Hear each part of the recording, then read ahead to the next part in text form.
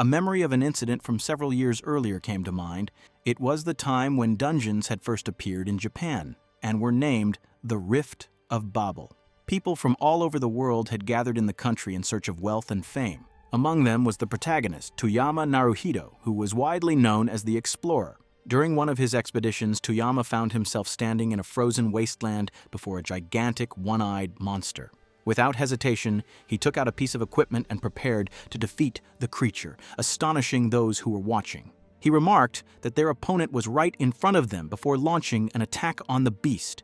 He reflected that he worked in an industry where death was commonplace, and that was why being called a veteran did not seem unusual. Even so, he understood that the day would eventually come when his own life would reach its end.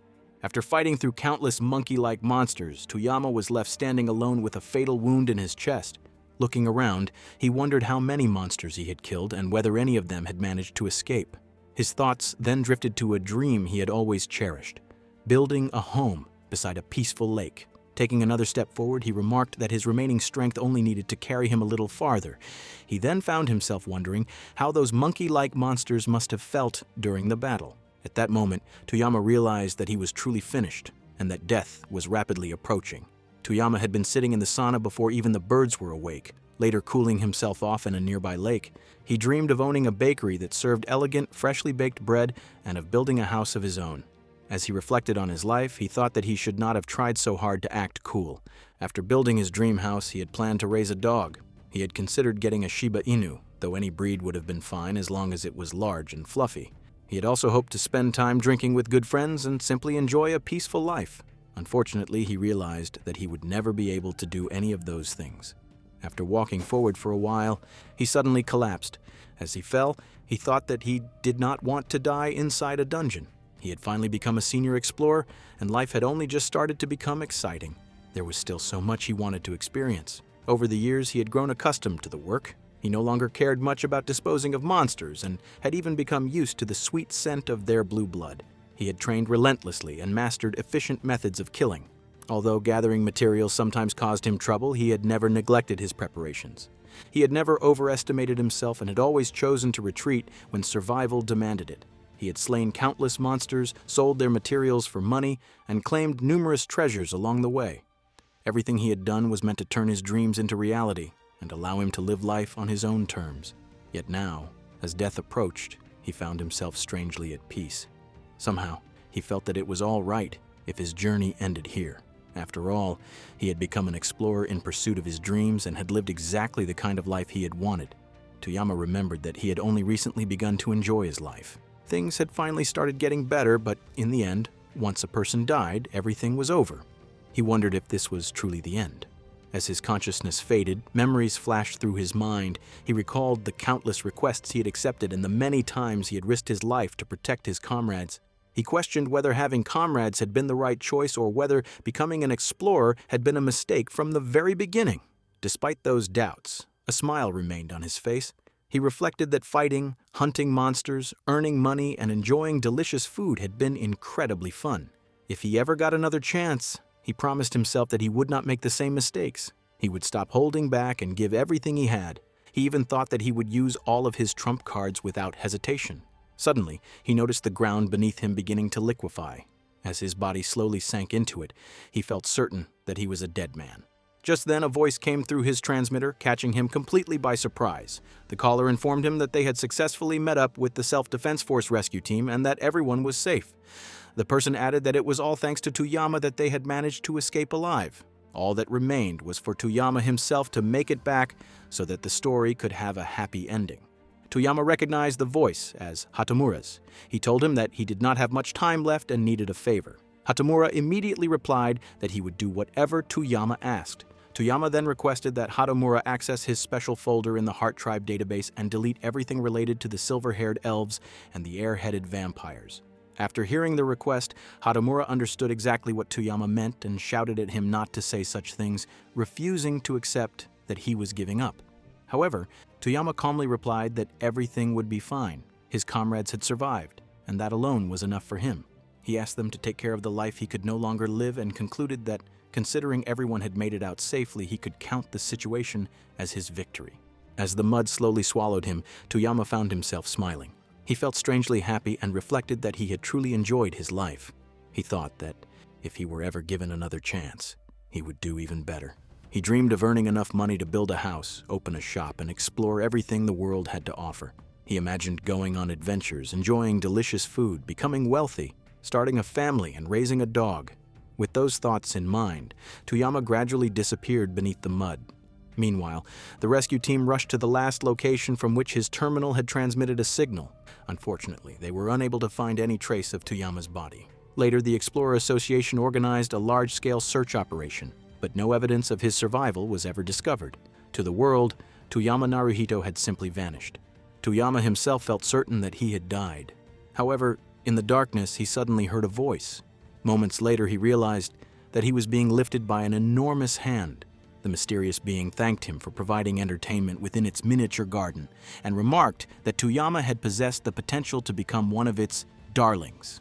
The being explained that Toyama was not the same as its previous darlings, yet there had been similarities. His greed, determination, and instinct for survival had been admirable.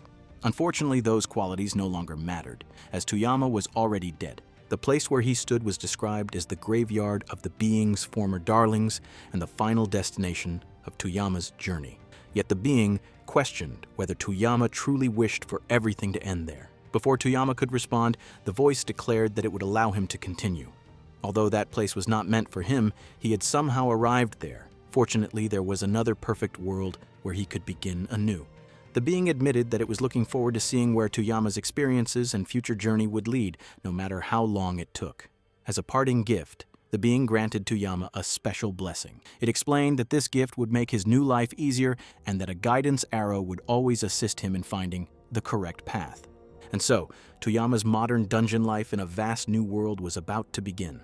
He was transported to a completely different world while carrying the mysterious gift known as the guidance arrow. Sometime later, Toyama slowly regained consciousness. When he opened his eyes, he discovered that his hands were bound. Sitting upright, he immediately noticed a glowing arrow floating nearby, which left him thoroughly confused. As he followed the direction indicated by the arrow, he saw a lizardman staring at him. The creature remarked that Toyama had finally awakened. Toyama's confusion only deepened. Not only had he awakened in an unfamiliar world while restrained, but the strange arrow also appeared to be pointing directly at the lizardman. The lizardman looked at Toyama and wondered whether he had also been caught while trying to pass through a town checkpoint. He explained that the same thing had happened to him and that they were now being transported elsewhere. According to him, they would most likely be sold as adventurer slaves, meaning that both of them had run out of luck.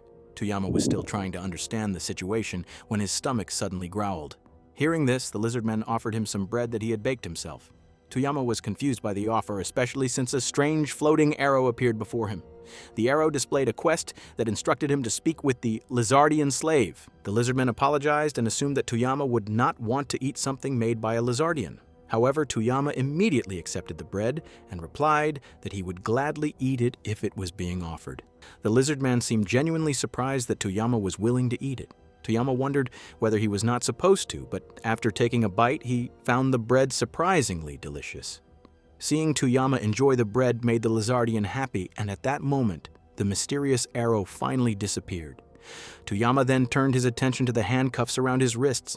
Before he could think further, a guard suddenly shouted at both him and the Lizardian, referring to them as slaves and ordering them to stay quiet. The Lizardian remarked that some therianthropes possessed exceptionally sharp hearing and could easily overhear conversations. Toyama casually commented that the entire situation felt like the setting of a strange dream. The Lizardian replied that he was not sure whether it was a dream or reality, but he was grateful to have finally met someone decent to talk to. However, Toyama disagreed and told him that the truly good person was the Lizardian himself, as he had kindly shared his bread with a complete stranger. Sometime later, the carriage finally came to a halt. The Lizardian nervously noted that therianthropes were known for their short tempers and worried that they might have come to kill them. When the prisoners were ordered out of the carriage, Toyama immediately noticed several girls with cat ears nearby. At that moment, he became even more convinced that he was trapped inside an incredibly realistic dream. As they were escorted forward, Toyama continued looking around with curiosity. Suddenly, while staring at the cat-eared girls, he accidentally bumped into a massive wolf therianthrope walking on two legs. The wolf became furious and brutally punched Toyama in the face. He then mocked him, declaring that a lowly slave should know his place and keep his eyes to himself. The heavy blow sent Toyama stumbling backward, making it painfully clear that this world was far more dangerous than he had initially assumed. The other wolves burst into laughter after seeing Toyama get punched. Toyama thought that even the pain felt completely real, and he figured things would become troublesome if they provoked him a few more times. The Lizardian quickly checked on him and asked if he was all right. He explained that this was the kind of treatment adventurer slaves usually received. Toyama asked whether adventurers were the people associated with guilds. The Lizardian confirmed that they were. He explained that slaves like them belonged to those adventurers and were often used as mine canaries, sent into dangerous places first to test for traps and hazards. Toyama remarked that this dream was becoming surprisingly detailed. The Lizardian replied that he was prepared for whatever awaited him and intended to hold on to the good memories he had made. Nearby, the wolves were discussing another matter. One of them complained that they could not allow the dragon priestess to keep causing trouble, while another reminded everyone not to forget the upcoming inspection. The wolves eventually turned their attention back to the prisoners. One of them approached the Lizardian and questioned whether he was hiding something. The wolf remarked that the Lizardian had managed to slip past the captain's inspection, which was not bad for a thief. The wolves then noticed the bread and wondered if the Lizardian had been planning to eat it in secret. The Lizardian immediately denied the accusation, explaining that he simply did not want anyone to go hungry. As one of the wolves reached for the bread, the others began laughing. They crushed it underfoot and declared that someone like him deserved to starve rather than eat bread made by a Lizardian. The wolves continued mocking him, calling the Lizardians a cursed race known only for invading, plundering, and stealing. They ridiculed the idea that someone from such a race would dare bake bread, claiming that it was disgusting. After the wolves finished trampling it, Toyama calmly walked over, picked up the ruined bread, brushed off the dirt, and started eating it. He remarked that it still tasted incredibly good. Sitting beside the Lizardian, he asked whether there was any more bread. The Lizardian apologetically replied that it had been the last piece. Toyama told him that if he baked more in the future, he would gladly pay for it. Then, Toyama slowly stood up. As he did, he noticed several arrows appearing above the wolves' heads. The Lizardian looked at him in confusion, unable to understand what he was seeing. Toyama quietly remarked that this was already the third time those people had gotten on his nerves. He reflected that they were the worst kind of trash. People who wasted food and trampled on the hard work of others. As an explorer, Toyama had always followed his desires. He had decided long ago that he would live greedily and honestly, pursuing whatever he wanted without regret. Even if this world turned out to be a dream, he had no intention of compromising with people who angered him. One of the wolves mockingly challenged Toyama, asking whether he intended to hit him. Toyama casually replied that the wolf should take a bath because he smelled terrible. The insult instantly enraged the wolf, who charged toward him. However, Toyama remained calm. As the wolf attacked, Toyama judged his movements to be extremely amateurish. At the last moment, he thrust 2 fingers directly toward the wolf's eyes. The sudden counterattack left everyone stunned. The wolf dropped his weapon in shock, unable to understand what had happened. Toyama casually kicked the fallen weapon aside and declared that he had finished dealing with one of them. Before the second wolf could fully comprehend the situation, Toyama had already moved. Moments later, the second wolf was on the ground as well, defeated just as easily as the first. After that, Toyama looked at the third individual and wondered whether he was the one who had slashed his stomach and struck Lizardian earlier. As the wolf rushed toward him with a sword, Toyama blocked the attack and countered by stabbing the monster with his own weapon. In the end, he defeated the enemy and glanced at the imaginary screen, which informed him that he had completed an optional objective. Toyama found the feature extremely useful. Lizardian was amazed by what he had witnessed. Although Toyama wanted to check his injuries, he realized that it was not the right time to do so. As the two prepared to leave, Toyama suddenly heard numerous lizards, wolves, and members of other races declaring that they would kill him. He referred to them as the gray goblins that had finally begun to react. Lizardian became worried, but Toyama told him not to be concerned because he no longer intended to hold back. He then released smoke that quickly spread throughout the area, leaving everyone confused about the strange smell and the mysterious fog surrounding them. Even though they were inside the Hell Tower, they were still only on the first floor. While Lizardian stood beside him, Toyama urged him to hurry and began pulling him along. Lizardian anxiously asked what the fog was. Toyama explained that it was created by his allies and added that if Lizardian wanted to eliminate those people, they first needed to become a little more excited and agitated. Toyama then addressed the slaves, telling them that if they wished to escape, now was their chance, as he was leaving as well. The slaves were shocked upon hearing this. Eventually, Trek's efforts paid off, and Toyama and Lizardian managed to make their way out. As they moved forward, Lizardian wondered whether Toyama could actually see where they were going. Tuyama replied that he could not, but for some reason he was able to see an arrow that functioned like a game marker. He found it incredibly user-friendly and helpful. However, while they continued advancing, they suddenly reached a slippery area, causing both of them to lose their footing and slide away. The scene then shifted to a completely different location, where a man approached a woman who was seated while holding her staff. As he arrived, he informed her that the time had finally come.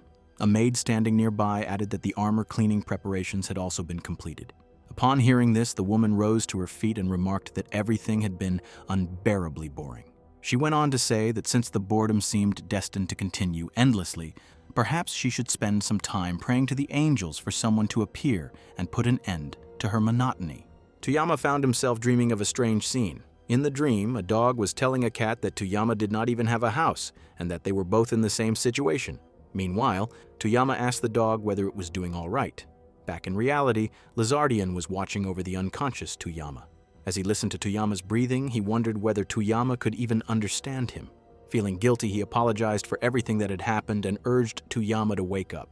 After all, the two of them had fallen into a mysterious place after slipping from above. Eventually, Tuyama opened his eyes. However, waking up only left him even more confused, as he could not tell whether he had truly awakened or was simply trapped in another dream. Lizardian told him to pull himself together, explaining that he was the one Lizardian had to rely on. Tuyama agreed and asked if something was wrong. At that moment, both of them heard a loud noise. When they turned toward its source, Tuyama discovered a gigantic cyclops. At the same time, a quest appeared before him, instructing him to survive the encounter. As usual, an arrow pointed toward his objective. As the cyclops let out a terrifying growl, Tuyama remarked that it certainly did not look friendly. Lizardian was visibly frightened. The moment the giant attacked, Tuyama pushed Lizardian aside and narrowly dodged the blow himself. Despite the danger, he burst into laughter and pointed out that a single hit from the monster would be enough to kill both of them instantly. Lizardian was baffled and asked why Tuyama was laughing in such a situation. Tuyama replied that although the creature was terrifying, the situation was also incredibly exciting. Even the Cyclops seemed confused by his reaction. Tuyama then regretted throwing away his axe earlier. As the giant charged toward him once more, Tuyama continued laughing and called it a fool. Suddenly, a man appeared out of nowhere. Using his staff, he struck the Cyclops with overwhelming force and asked Tuyama whether he was foolishly seeking death. The giant was defeated instantly. Afterward, the man casually remarked that it had been boring and that the Cyclops was not even strong enough to serve as proper entertainment. Tuyama was stunned by the display of power. Lizardian commented that even experienced adventurers would struggle against such a monster. When the armored figure landed before them, Lizardian's shock only grew stronger. The man asked whether they belonged to one of the Lizardian tribes, noting that such tribes still seemed to exist.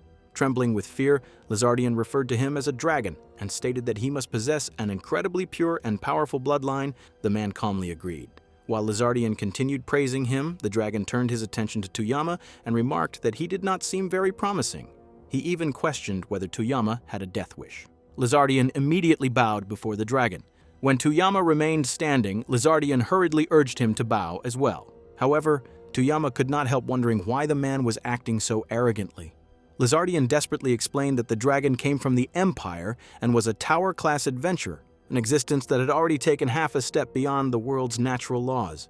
The dragon told him not to praise him so excessively, though he admitted that hearing it was not entirely unpleasant. He then turned back to Tuyama and stated that Tuyama possessed the ancient saint's blessing. Whatever power that was, it had allowed him to break free from the shackles imposed on adventurers. Although Tuyama thanked him for the information, he was more concerned about the overwhelming pressure the dragon emitted. The man's presence felt more like that of a monster than a human. The dragon then remarked that the higher floors of the tower should be becoming interesting by now. Tuyama remained confused and wondered whether everything happening around him was some kind of dream. Lizardian, meanwhile, grew increasingly frustrated with Tuyama's constant confusion. Suddenly, Tuyama felt a terrible sense of unease. The dragon asked whether they would like some entertainment to help pass the time. He claimed to have plenty of games they could play. The game he proposed was simple, yet horrifying. Tuyama and Lizardian would kill one another, and the sole survivor would earn freedom from slavery and be allowed to leave the tower alive. To prove his sincerity, he swore upon the name of the hoarding dragon. Lizardian was stunned by what he had heard. The man remarked that he was not going to repeat himself and that they should not pretend they had failed to hear him. He added that they must be the type of people who needed to see the reward with their own eyes before believing it. He then told Lizardian to remove his shroud and revealed a repatriation seal from the church. Possessing such a seal was enough to grant a slave immediate freedom, allow them to leave the tower alive, and even secure employment in the city of adventure. For slaves, it was an unimaginably valuable reward, something they would be willing to give anything for. However, the man explained that there was a condition. He wanted Toyama and Lizardian to fight each other, and the one who survived would receive the seal. Confused, Toyama turned to Lizardian and asked what was happening. The man then threw a weapon toward Lizardian, commenting that a proper fight to the death required proper weapons. He added that since Toyama had a knife, it was only fair for Lizardian to have a weapon as well. Lizardian was shocked when he recognized the weapon. It was the dragon's knife. The man urged them to entertain him by fighting to the death. He declared that they should struggle, kill one another, and dance for his amusement. Otherwise, Lizardian would have no chance of surviving. Somehow, Toyama seemed to understand what Lizardian was trying to do and slowly moved a short distance away. Toyama could hardly tell whether he was dreaming or not, but he had been given a quest: slay the lizard slave if he wished to survive. Meanwhile, the man sat back and watched, eager to enjoy the spectacle. He ordered them to begin the match, warning that if neither of them was willing to act, he would have no choice but to kill them both himself. Therefore, he advised them to choose the path that offered the greatest chance of survival. Toyama hesitated. He remembered that Lizardian had shared his bread with him because he did not want anyone to go hungry. For that reason, Toyama could not bring himself to kill him. At that moment, Lizardian spoke about his dream. He said that he had always wanted to open a small shop beside a lake. It did not need to be large. He simply wanted a trustworthy friend to help him run it. Regular customers would come by every day to eat his bread, and that alone would have made him happy. He reflected that this had always been his dream, and thanks to the dragon, it had finally come true. For the first time in his life, someone had eaten the bread he had baked and sincerely praised it for being delicious. Although Lizardian did not want to die, his dream had already been fulfilled, and that brought him a sense of satisfaction. He felt deeply ashamed for having briefly considered killing Toyama in order to survive. At that point, he no longer cared what happened to him. Lizardian silently thanked the dragon for its guidance and for the encounter that had led him there. Toyama was a good man, someone who had eaten the bread made by a lizard slave and had even become angry at those who treated Lizardian so cruelly. As Lizardian lowered his head before the dragon leapt down from above and called him a boring person. He remarked that the desire to live possessed by mortal creatures was something even higher species envied, yet Lizardian had cast it aside of his own accord. The dragon admitted that this made him somewhat speechless. He then declared that the entertainment was over. The ending had been dull and far less exciting than he had hoped. With that, he tossed the pendant toward Toyama and instructed him to hold it in his hand while chanting the dragon's name, adding that any living creature in the world should be capable of doing so. The dragon further stated that a dragon never broke its word. However, the outcome had been even more boring and disappointing than he had imagined. Turning his gaze toward the golden armorer, he asked what he intended to do with Lizardian. Toyama was thrilled by those words. The man replied that it had already been decided that only one of the two would survive. Since the outcome of the match had been so dull, he ordered Toyama to leave and claim his freedom. Lizardian's death would be the price for Toyama's survival. However, instead of obeying, Toyama suddenly laughed. His reaction immediately wounded the man's pride. Narrowing his eyes, he wondered whether Toyama had truly dared to laugh at his words. Toyama felt an emotion far stronger than the fear he had experienced when he had discovered the enormous mansion within the dungeon or when he had faced the giant spider there. Without hesitation, he walked over to Lizardian. Lizardian clasped his hands together and urged Toyama to leave as quickly as possible before something unexpected happened to him. Toyama told him not to talk like that. He pointed out that he did not even know Lizardian's name yet. The words caught Lizardian by surprise. At a time when his life was hanging by a thread, Toyama was concerned about something as simple as his name. Yet Toyama's expression remained completely serious as he stood before him. Lizardian became emotional as he introduced himself. He revealed that Lazar was his family name and that his full name was Lizardian Lazar. However, most people knew him by the degrading title of Filthy Lizardian Traveler. Toyama then introduced himself in return. He jokingly described himself as an explorer suffering from a slight case of dungeon sickness. Afterward, he asked Lizardian to hold the pendant for a moment. As Lazar grasped the pendant, Toyama suggested that he use its power. He remarked that Lizardian's dream and determination had been genuinely moving, and that it was a story worth admiring.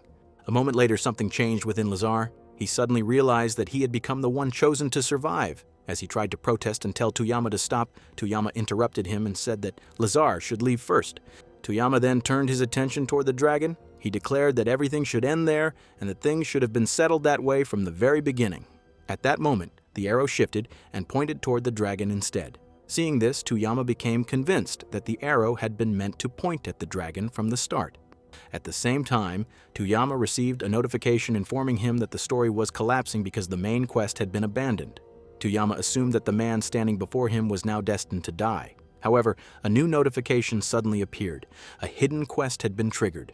The dragon rose to his feet once more and declared that he would kill Toyama for daring to anger him.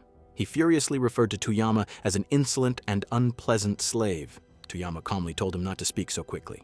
He stated that he was finally about to reveal what he was truly capable of, and that, from that moment onward, he intended to follow his own desires, without hesitation. The man appeared genuinely enraged and remarked that he would give Toyama some credit, as it had been a long time since anyone had irritated him to such an extent. Toyama cracked his neck excitedly and replied that there was no reason to get so upset. He pointed out that the man had seemed to be enjoying himself only moments earlier and noted that they were actually quite similar. However, Toyama added that he was nothing like the dangerously serious individual standing before him. In his eyes, the man was exactly the kind of monster he had been appointed as an explorer to hunt. The other man looked confused, and Toyama responded that, at the very least, the man seemed ready for what was coming. The man then declared that his words were absolute and that only one of them would leave the battlefield alive. Toyama calmly replied that there were only the two of them left there, and he would be the one to survive. Upon hearing this, the man burst into savage laughter. Suddenly, his expression darkened with rage as he raised his weapon. Toyama observed the aura surrounding it and wondered whether it was fire. However, he quickly realized that it was merely a strange weapon that heeded whatever it struck. Toyama remained completely calm, which seemed to concern the man. The man commented that Toyama was no longer a boring opponent. As the man prepared to charge forward and attack, Toyama remarked that the man was actually the prey between the two of them. Toyama recalled that in the year 2028, dungeons had begun appearing across Earth. These realms defied the laws of physics and mocked the foundations of science itself. Within them existed objects capable of warping the laws of the world. Humanity had classified these objects into three categories: artifacts, relics, and finally, remembrances. At that moment, Toyama caught a familiar scent and immediately understood what it was. Using the power of a remembrance, he dispersed the surrounding smoke. With all the necessary conditions finally met, Toyama activated the haze blade and launched an attack. The dragon-like man blocked it effortlessly. Toyama commented that the man's position had actually saved him, as he had been standing downwind. By that point, the effect of Toyama's blade had already spread across a radius of 50 meters. Toyama continued by explaining that no one truly understood how it worked. The haze blade simply scattered countless tiny blades into the air, so small that they were practically invisible. Although the dragon-like man possessed incredibly heavy armor, Toyama knew that armor could not stop the air itself. Suddenly, the dragon man felt an intense wave of pain coursing through his body. Toyama laughed and remarked that this was exactly why he loved hunting monsters. After a while, the dragon man fell to his knees. He grudgingly praised the quality of his armor, believing it had protected him. However, Toyama suddenly felt something was wrong and dropped to one knee as well. Trying to remain calm, he commented that it was a mystery why the recoil was making him feel sick. Nevertheless, he considered it a worthwhile trade-off, as going all out from the very beginning had clearly been the right decision. At that moment, he realized that everything happening before him was real and not some dream. Soon afterward, Toyama noticed that the arrow was still lodged in the dragon man's body. The man defiantly shouted that Toyama should not look down on him. A moment later, enormous wings burst from his back. Rising to his feet, he proudly declared that he was a dragon. Toyama, however, remained completely calm as the man staggered nearby. He reminded the dragon man that he had already explained how the invisible blades had been scattered throughout the air. Mixed with every breath the man took, those microscopic blades had entered his body and were now cutting him apart from the inside. The dragon man was clearly suffering, yet he admitted that Toyama's technique was truly splendid for someone with a finite lifespan. Without hesitation, Toyama then commanded the haze blade to finish them both. Somehow, Toyama realized that the dragon was incredibly persistent. Although he might not have looked like it, he was actually a rather courteous person. If he did not make absolutely certain that his opponent was dead, he would not be able to sleep peacefully at night. His gaze then fell upon a fine knife. He remarked that it originally belonged to the dragon and that he was merely returning it to its owner. With that, he drove the blade into the dragon's body. After a while, Toyama noticed that the arrow was still embedded in the fallen dragon. The hunt was finally over, and the dragon had been slain. As the battle concluded, Toyama began to examine the rewards he had obtained from defeating the armored dragon. He had unlocked the anti-dragon attack skill, and the haze blade had absorbed the soul of the hoarding dragon. Meanwhile, the scene shifted to the outside of Yahello Tower, located within the Adventurers Guild of the Imperial Territory of Agatra. There, the territory's ruler, Margrave Sapan von Teach, appeared deeply troubled. He muttered that something like this should never have happened during his watch, yet somehow it had. The thought alone filled him with anxiety. As he worried, a woman approached him and remarked that he had been making quite a commotion for some time. Margrave immediately recognized her as Marie, the guildmaster, and commented that her impeccable timing was his favorite thing about her. However, as he moved closer, Marie suddenly struck him and apologized, explaining that it had happened so suddenly that she had been unable to stop herself. Margrave rubbed the spot where he had been hit and remarked that it had been a rather impressive chop. Marie then brought up the blacklist, stating that she intended to record Margrave's testimony. She added that it was probably too late to point out how suspiciously strange his behavior had been. Suddenly, Margrave pointed toward the triage lamp. Its surface had begun to melt. Observing the phenomenon, Marie recalled that the dragon priest known as the Hoarding Dragon's Flame of Life should have been ranked number 7. Margrave nodded while sipping his tea and confirmed that there had indeed been a reaction. As they both considered the implications, a horrifying possibility crossed their minds. If the dragon was truly dead, it would be a disaster. Margrave nearly burst into tears. The dragon had served as one of the guardians of the Empire, a higher life form whose existence was invaluable. Among all the Empire's important figures, dragons were considered the highest-ranking VIPs. Marie then stated that, according to the records of the Dragon Embassy, the Hoarding Dragon had been scheduled to conduct a hunt within Yahello Tower on that very day. Margrave stated that they were required to report even a single candle going out, as it signified the life or death of a Tower-class adventurer. Such incidents had to be reported to the capital immediately. Seeing him panic, Marie grabbed him from behind to restrain him. After releasing him, she asked whether he had finally calmed down and suggested that they begin by assessing the situation and planning an appropriate response. Margrave agreed, but looked confused, wondering if she had simply been ignoring everything he had said. Marie proposed issuing a formal request to first-class adventurers or even stronger tower-class adventurers to search for the Hoarding Dragon. Margrave agreed with the idea, but suddenly collapsed onto the floor. He groaned that the king had probably already noticed the extinguished candle and that they would also have to report the matter to the Dragon Embassy. Marie asked whether this was not the first recorded dragon death in nearly 200 years. She then explained that during the Great War, the Mage Academy had once managed to kill a flame dragon. However, after being resurrected, the same flame dragon had burned its progenitor, the omniscient dragon, as well as the academy itself. It would have been one thing if dragons only had a single life, but they were practically immortal beings. Margrave wondered whether they should immediately notify the various regions and begin preparations for the Empire's Dragon Festival. He reasoned that before the Dragon Embassy issued any orders, it would be better to present it as a grand welcome celebration from the city. After all, that individual would probably be returning soon. Marie commented that she liked that expression on Margrave's face. It seemed that he could never truly give his all unless he was cornered. Margrave finally understood what needed to be done. There was only one course of action left. Filled with determination, he began stretching and warming up, declaring that nothing was more troublesome than the death of a dragon. Marie then revealed that there was at least one piece of good news. An 8th-hour class adventurer was currently waiting for Margrave on the underground level. Curious, Margrave asked who it was. Marie replied that it almost seemed like fate. The person happened to be searching for a dead dragon as well. That adventurer was none other than Wenfil Barna, the former archer of the hero's party. The moment Margrave heard that name, he visibly trembled because to him, that girl was trouble incarnate. It was revealed that the symbol of harmony between the Empire and the Dragon Realm was the Dragon Priestess, known as the Hoarding Dragon. One of her 7 lives had been extinguished by an unknown predator. To mourn her death and celebrate the promise of her eventual resurrection, a proposal was made across the Empire for the first time in 200 years to hold a grand dragon festival. By imperial decree, the celebration was approved without consulting the Parliament of Nobility. As a result, the Empire's economy began booming almost immediately. Merchants, adventurers, brothels, and countless other industries benefited from the Dragon Festival, while the death and future resurrection of the Dragon Priestess further stimulated the nation's economy. Meanwhile, in the Hell Tower located within the adventurer city of Agatra's first stratum, a woman leaped into a chamber near a glowing waterfall. There rested the body of the dragon, over which ladies stood watch. As she observed the scene, she found herself overwhelmed by boredom. Everything felt simple, predictable, and meaningless. There was nothing left in the world capable of threatening her, making life dull and devoid of excitement. Her thoughts drifted to the past when a familiar individual had approached her. The man, who had once served as her waiter, remarked that she was as magnificent as ever and praised her ability to strike accurately even while blindfolded. Upon removing the blindfold from her eyes, she recognized him immediately. However, Lady appeared displeased by his presence. She remarked that one fairy tale had just come to an end, and that another story, similar to those her mother used to tell her, had also reached its conclusion.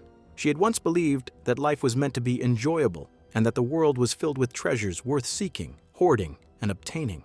She had believed that such rewards could only be earned through struggle and by overcoming hardships, lessons both her father and mother had taught her. Unfortunately, reality had proven to be far different from what she had been led to believe. The man responded by saying that her father had been the iron-blooded dragon while her mother had been the blossoming dragon. Given their wishes for her, they had undoubtedly wanted her to enjoy the world and all it had to offer. He pointed out that she was still very young and wondered whether it was not a little too early for her to arrive at such a conclusion. Lady, however, appeared deeply disappointed. She remarked that her mother had often said similar things, yet nothing in the world brought her joy anymore. She admitted that she sometimes wished she had remained ignorant of the true nature of fairy tales and of the frailty of humans who, in the end, revealed nothing but their fear of her. She reflected that it would have been better if she had simply admired them from afar. After all, the human world had ultimately proven to be no different from the timeless and deathless dragon realm. Everything had become stagnant and predictable. As a result, she could not see any way to escape the overwhelming boredom that consumed her. Lady reflected on the various groups that existed in the world and found them all equally boring. She regarded the church as tedious, while the knights were nothing more than weaklings who devoted themselves entirely to worshipping her. In her eyes, they were no different from the dragon cult of the kingdom. Among those around her, there was also the money-obsessed merchant woman who owned numerous shops. However, Lady knew that this woman would never oppose her, making her no source of interest either. As for the omniscient dragon, who lived among humans in the form of a human being, Lady considered that possibility entirely out of the question. Her thoughts then turned toward adventurers and heroes. Heroes, after all, only appeared during humanity's darkest crises in response to desperate prayers. This led her to wonder whether she should simply destroy the entire world herself and force such a crisis into existence. The old man immediately objected, insisting that she should not resort to something so extreme. In response, Lady asked whether he intended to crush the boredom that plagued her. The old man denied it, explaining that only a human could fill the emptiness within her heart. Lady found the suggestion difficult to accept. In her experience, humans were all the same. They constantly spoke pleasant words and offered shallow compliments, yet their hearts never truly supported those sentiments. What disgusted her most was the gap between their words and their true feelings. At that moment, she suddenly heard Sorth's voice reporting that the knight had been killed by a dragon. The news immediately caught her attention and stirred a rare sense of excitement within her. Deciding that there was finally something worth investigating, she concluded that it was time to return home. The scene then shifted back to the present. Lady calmly seated herself upon her throne and instructed the old man to find the black-haired human slave. Lady declared that the black-haired slave was the one responsible for her death. She announced that unless he was found, the dragon realm would sever all ties with the empire forever. However, she also proclaimed that if someone managed to locate and bring him before her, the pact between the dragon realm and the empire would endure for eternity. As an additional reward, whoever found him would receive her entire hoard. The hoarding dragon's decree caused the empire's economy to surge even further. It seemed that even a dragon's death could generate immense profit for everyone involved. Despite the massive search effort, Tuyama had yet to be found. Curious about the progress, Lady asked the old man how many cases had been reported so far. He replied that there had been 12 suspects brought in by the church knights and 4 groups that had presented imposters claiming to be the dragon slayer. Lady dismissed the matter as nothing more than a useful thinning of the herd. At the very least, it helped eliminate the unworthy. She noted that her dragon slayer was proving to be an excellent hider. Nevertheless, she believed that the one destined for her could not evade fate forever. The scene then shifted to the present, where Tuyama stood before her. Gazing at him, Lady declared that he would become her hoard. This moment brought the story back to an earlier event. After defeating the dragon, Tuyama had received a mysterious prompt instructing him to loot the corpse. Completely confused, he had no idea what he was supposed to do. Before touching anything, Toyama sat down, clasped his hands together, and offered a prayer for the fallen dragon. He reflected that he might be able to defeat the next one he encountered as well. At the same time, he silently prayed that the dragon would never be reincarnated again. Afterward, he examined the battlefield. A large black spear lay nearby, along with a cloak, a set of shining golden armor, and a helmet that had been left behind. While searching the remains, Toyama also discovered several personal belongings, including identification tags that appeared to belong to the fallen individual. He carefully gathered all the equipment and valuables for himself. Not far away was a lake where several crocodiles watched him silently from the water, observing his every movement. After collecting all the equipment and valuables, Toyama stood up and reflected on the battle. He admitted that his opponent had been incredibly powerful, but also far too unstable. Fortunately, the enemy had underestimated him and become careless, never realizing that Toyama possessed several trump cards that allowed him to fight without fear. Those hidden advantages were the very reason he had managed to survive. According to what he knew, all he needed to do was hold the pendant and say his name to escape. However, as he looked back on the battle, he realized that this had been the first time he had ever killed another person. The feeling was strange, as though he had crossed an invisible line. Even so, he concluded that it was not much different from slaying monsters. Toyama recalled reading about the modern dungeon rift phenomenon known as rebel, which was said to intoxicate the human mind. The phenomenon affected the amygdala and neural synapses, distorting morality and unraveling self-control. It was one of the reasons ordinary humans could eventually transform into explorers. Looking back, Toyama believed that his 3 years of experience as an explorer had undoubtedly altered his own mindset as well. His attention then shifted to the pendant. Wondering whether it truly belonged to Jim, he reasoned that if the pendant was genuine, its owner should still be alive somewhere. Grabbing it tightly, Toyama repeatedly spoke the name, hoping it would activate. However, nothing happened. He tried again and again, but the pendant remained completely unresponsive, leaving him increasingly frustrated. Before he could investigate further, several reptilian monsters emerged nearby. Toyama stared at them in confusion as they aggressively approached him. The creatures appeared unusually excited, producing strange noises as they closed in. It did not take long for him to realize that they had been attracted by the scent of blood. Trying to avoid a fight, Toyama pointed toward the dragon's corpse and attempted to redirect them toward the freshly dead meat.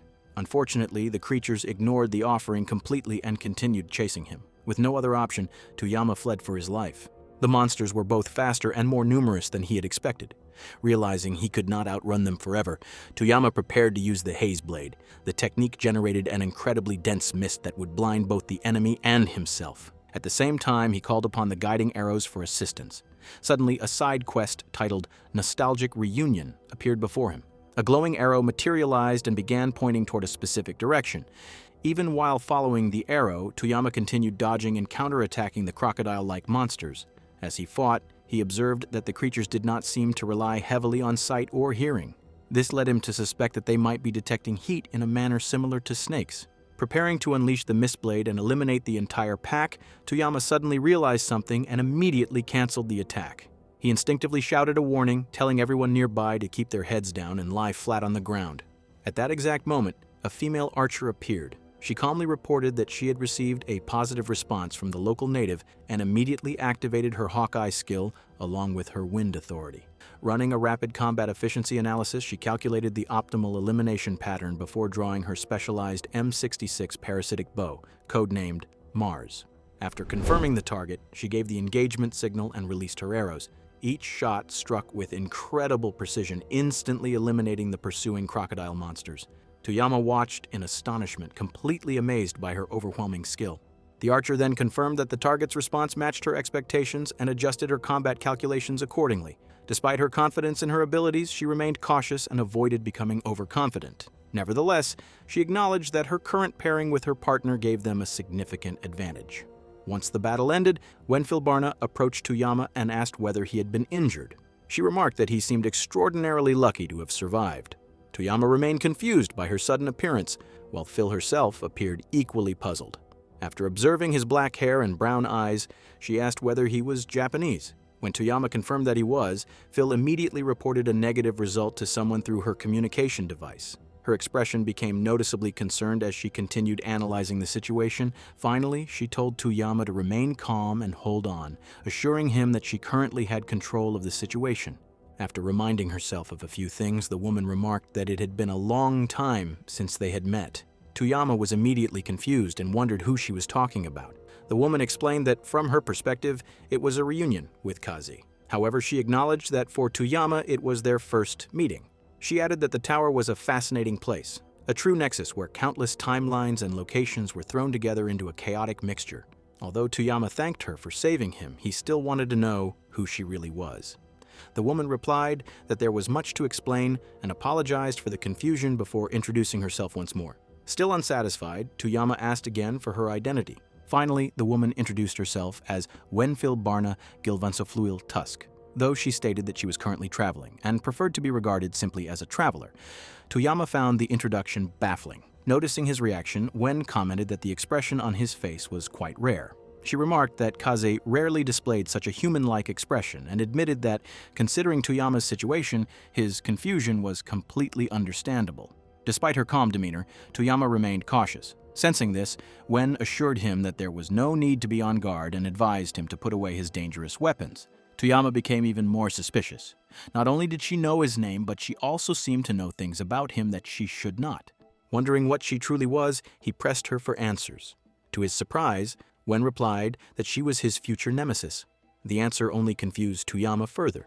Ignoring his bewilderment, Wen turned toward Mars and asked whether it would mind staying nearby while she spoke with Toyama. She then suggested moving elsewhere, explaining that there was a camp nearby where Kazi and the others were staying. She offered to take Toyama there as well. Toyama immediately asked what would happen if he refused the invitation. After considering his reaction, Wen remarked that she now had a better understanding of what kind of person Toyama was. Instead of forcing him to listen, she decided that it would be more effective to show him the benefits first. If he accepted the invitation, she promised that she would explain his situation properly. She also mentioned that there would be some exceptionally delicious tea waiting for him. The mention of delicious tea was enough to convince Toyama. He accepted the invitation and the group eventually arrived at the camp. A short while later, Toyama found himself seated with Wen while enjoying a cup of tea. As they relaxed, he wondered what he should call her. Wen suggested that he simply call her Wen. She added that she would rather not hear her full name spoken by Toyama. This response left Toyama puzzled, causing him to wonder whether she hated him for some reason. Wen replied that Toyama happened to be one of the people whom KZ disliked. She then jokingly suggested another nickname involving a damn elf and asked what he thought about it. Toyama had absolutely no idea what she was talking about. Seeing his confusion, Wen admitted that he was the last person she had expected to hear such words from. Deciding to move on, she steered the conversation back to the main issue. She explained that Toyama was indeed alive and that, unfortunately for him, none of this was a dream. It was an undeniable reality. Although Toyama was surprised by the revelation, he could not help commenting on how delicious the tea was. Wen sighed and asked him to stop trying to escape reality. She explained that he truly had come from the other side. Furthermore, the fact that Mars had shown no reaction confirmed what she had suspected all along, that Toyama was Japanese. Toyama readily admitted that he was a completely ordinary Japanese man. Hearing that, Wen remarked that she never would have imagined ending up sharing tea with someone like Toyama. The situation felt almost unbelievable to her. Still struggling to process everything, Toyama once again asked whether he was really alive. Wen confirmed that he was. She explained that the world around him was not a dying illusion created by his brain, nor was it some final dream before death. It was unquestionably real. More importantly, she revealed that this place was an entirely different world, completely separate from the Japan that Toyama had once known. When Philbarna continued, saying that it must have been quite a shock, since everything had happened so suddenly. However, Toyama was surprisingly excited and wondered whether he had been reincarnated into another world. He remarked that he had actually received the trendy 2020s style isekai reincarnation treatment. When Philbarna replied that Kaze had not expected such a reaction and that Toyama seemed far too pleased about the situation. Toyama admitted that he was excited, but she told him to be quiet, commenting that he was surprisingly amusing and that he might have gotten along well with Kaze. Toyama was thrilled that he was still alive and that he had apparently ended up in an isekai world. He wondered whether all the adventurers, the lizard man, the beastmen he had defeated, and the old winged armored man were inhabitants of that world. As Toyama stepped closer to Wenfil Barna in his excitement, she stopped him and asked him to step back, saying that he was far too dramatic to deal with. Toyama became even more excited, exclaiming that it was finally happening and that he had finally found his guide. He asked whether his arrival had been a transfer or a reincarnation, explaining that he wanted clarity on that point because confusion often led to all kinds of problems. Wenfilbarna sighed and wondered whether this was what the database meant by an otaku. Toyama turned toward her and explained that he had never been able to indulge in that kind of stuff as a child, which was why he was acting this way now. Looking at his annoyed expression, she remarked that he was truly funny and wondered what exactly he had just said. Toyama immediately insisted that he was not an otaku. Wenfilbarna then brought up the lizard man and the winged armored figure. She said she could understand him referring to the dragon, but she questioned how he even knew Lazar's name. Toyama explained that they had both been in the same slave wagon. He then stated that he wanted answers regarding her connection to the adventurers and the armored man. She commented that Toyama seemed to have a split personality because he could switch moods so quickly.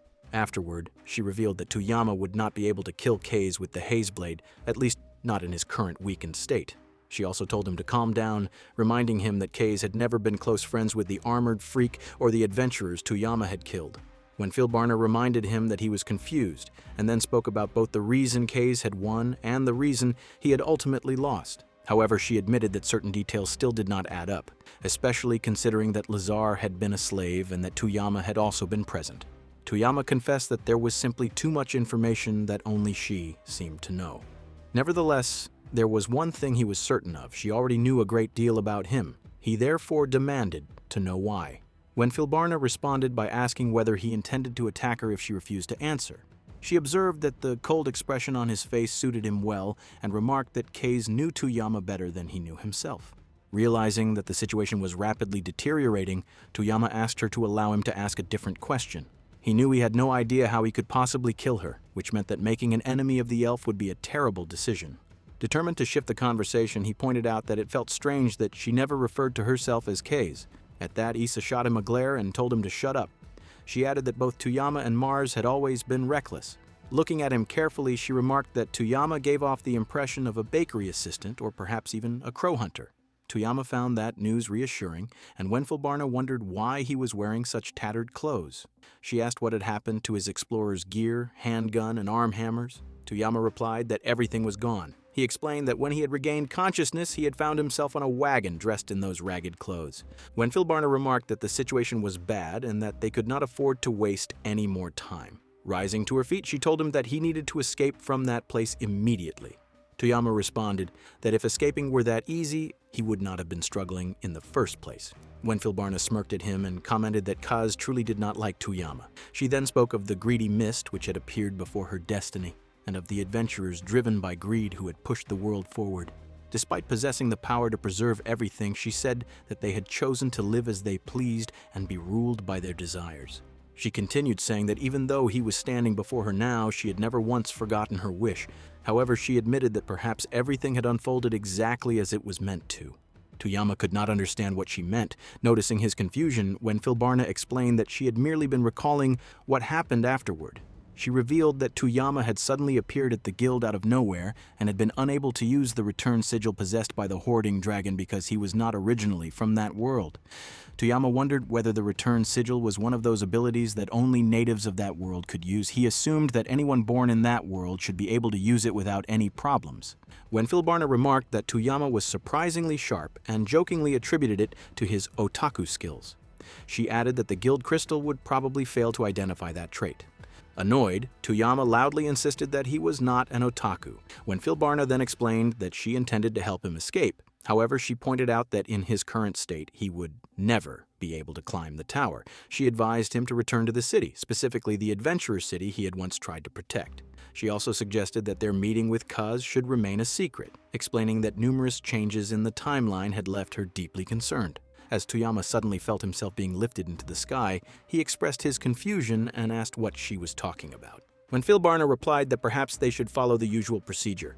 She stated that she was willing to seal his memories. Toyama was horrified by the suggestion and begged her not to do so. He complained that the Explorers Union had already tampered with his memories countless times and that his brain now felt like a Happy Meal toy. Wenfilbarna commented that the situation sounded terrifying, and no wonder the people from Toyama's world had created someone like Mars. She then encouraged him to do his best out there and assured him that he would eventually meet Kaz. She admitted that she did not know whether Kaze would still be around by that time, but she was genuinely looking forward to that encounter. Referring to Tuyama as a greedy adventurer, she asked him to pass along her regards to the guild, the lazy lord, the sly lady bishop, and even those annoying dragons. She further warned him to be careful about anemia, teasing that he was both a freeloader dragon and a vampire's favorite snack. According to her, life was about to become much harder for him. Wenfilbarna also asked him to give her regards to Lazar. Thinking about it, she admitted that it was a shame she would never get to eat that bread again. Before sending him away, she warned him to watch out for the crows. She acknowledged that it was a lot to ask, but she still wanted him to kill that foolish Kaze by following his own desires. Finally, she expressed her hope that they would meet again someday. As a farewell, she spoke of how Kaze would have said goodbye.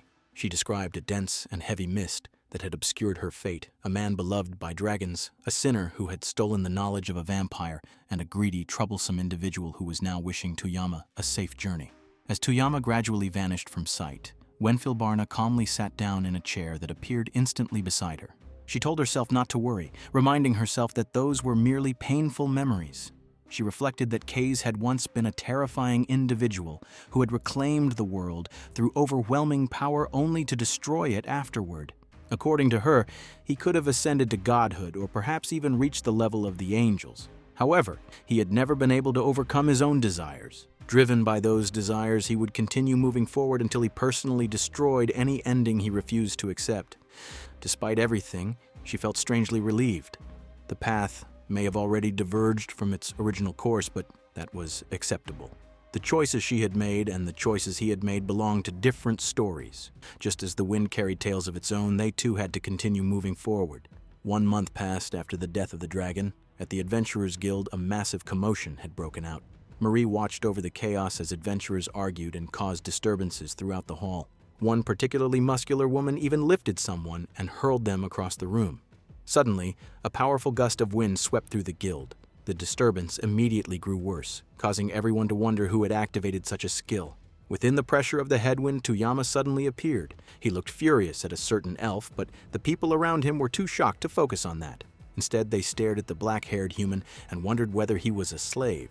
Meanwhile, Tuyama looked around in confusion, trying to figure out where exactly he had arrived. The people in the guild wondered whether the black-haired man was the slave whom the dragon priestess had been searching for. A wave of shock spread through the crowd as many recognized him. They realized that it was Tuyama, the black-haired slave adventurer who had shattered an entire party, and the very man the Empire had been searching for. Rumors claimed that a reward of 10,000 imperial gold coins had been placed on him. More importantly, he was said to be the one who had slain the hoarding dragon. Despite the enormous bounty, most of the adventurers were reluctant to get involved. Tuyama's reputation alone was enough to make them hesitate. However, someone eventually pointed out that Tuyama was dressed in worn, ragged clothes. His hair was messy, and he did not look particularly strong. The crowd began to wonder what they should do. One man remarked that every instinct in his body was warning him to stay away. He suggested that everyone leave the guild before they got caught up in something dangerous. Hearing that, several adventurers quickly agreed and began making their way toward the exit. Meanwhile, Tuyama watched the entire scene unfold in confusion. He thought that perhaps the people who had been looking for trouble were finally leaving. Even so, he still had no idea what he was supposed to do next. All of a sudden, a young woman screamed that Tuyama should be killed. She blamed him for the death of her sister, claiming that her sister had been eaten alive by a monster because of the chaos that followed when Tuyama had encouraged the other slaves to rebel. Consumed by grief and rage, she declared that if someone killed Tuyama, they could have her in return. She insisted that she no longer cared about anything else as long as Tuyama died. Her outburst sent a wave of unease through the guild. People remembered how the dragon priestess had personally appeared and ordered the search for Tuyama. The moment she had given that command, it had echoed throughout the empire. From nobles to commoners, and even beggars on the streets, everyone had obeyed her order without question.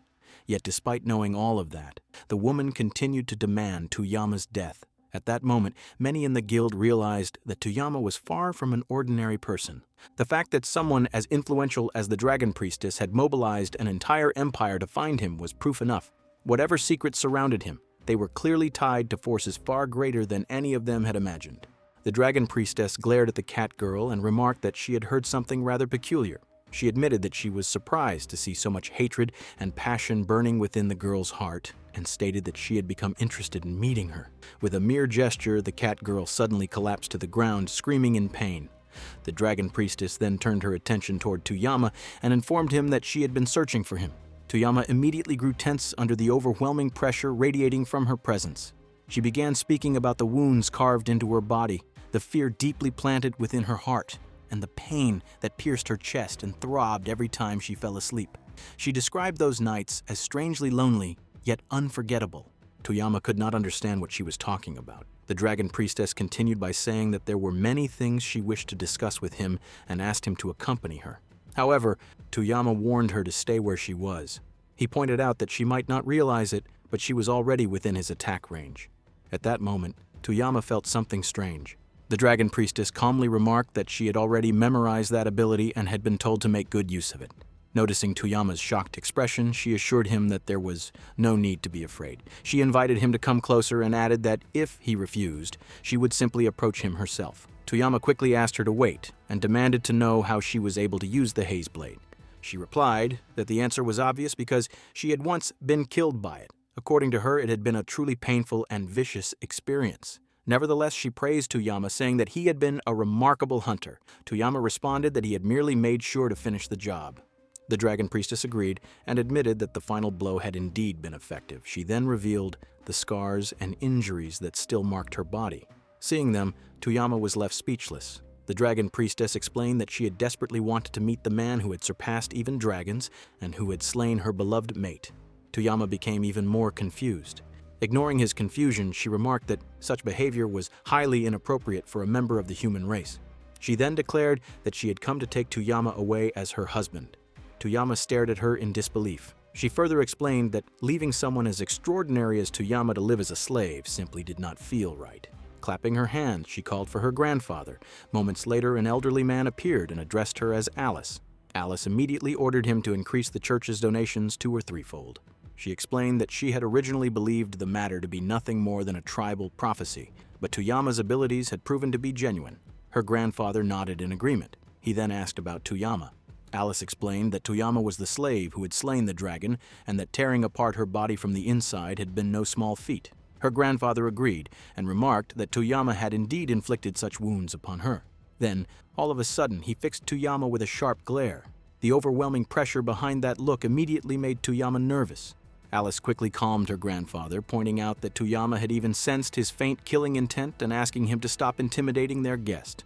Her grandfather nodded in understanding and remarked that Toyama was clearly no ordinary slave.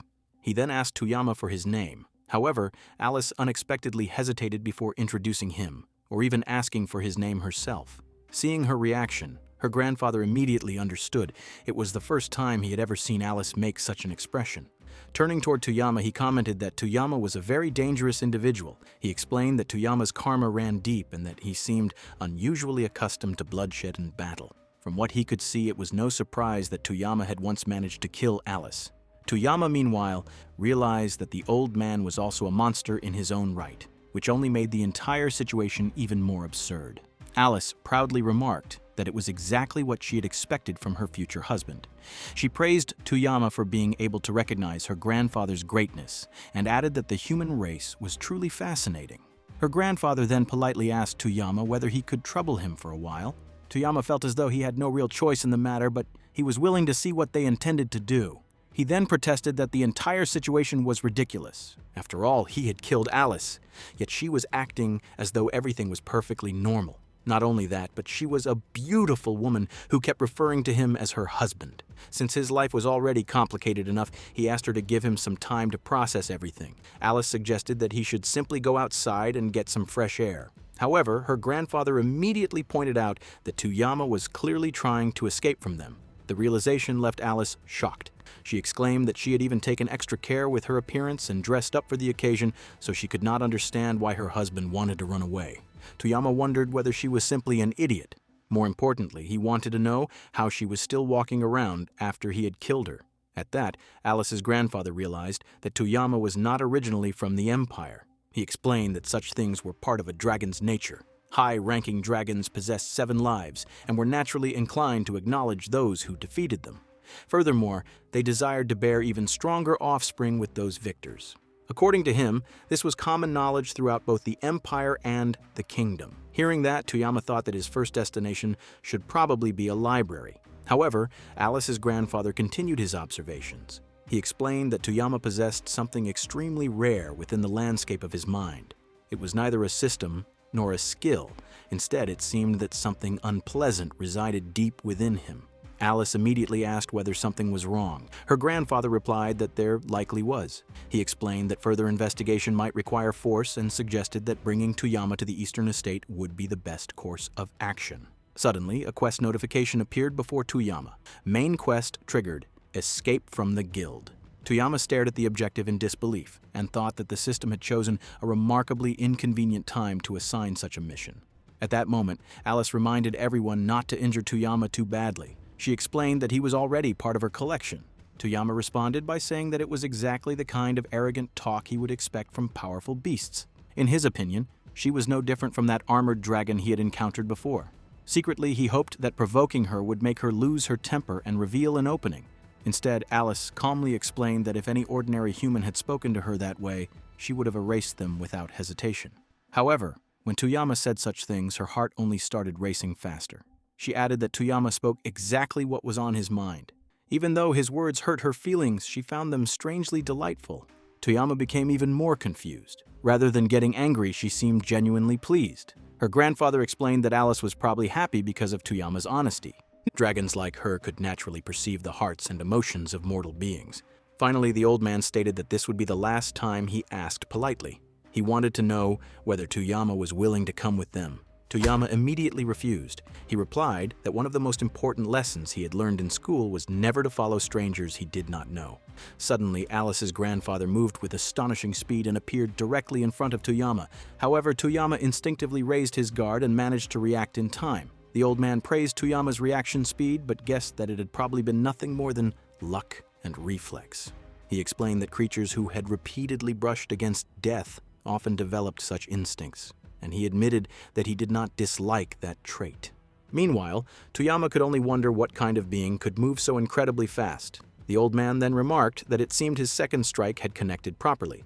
At that moment, a notification appeared before Toyama. Main quest failed, and kingdom route erased. Before Toyama could fully process the message, he collapsed to the ground. Looking down at him, Alice's grandfather calmly introduced himself as one of the holders of a seat among the tower ranks. Soon afterward, Margrave and Marie arrived at the scene. Alice greeted them and commented that they had finally arrived. Confused, Margrave asked what was happening. Alice replied that she had found what she had been searching for and was simply taking it back with her. She further announced that an official statement would be released by the Dragon Embassy within 5 hours and that she would personally explain everything during the assembly. She then instructed Margrave to bring the city's representative to the embassy. Margrave immediately agreed.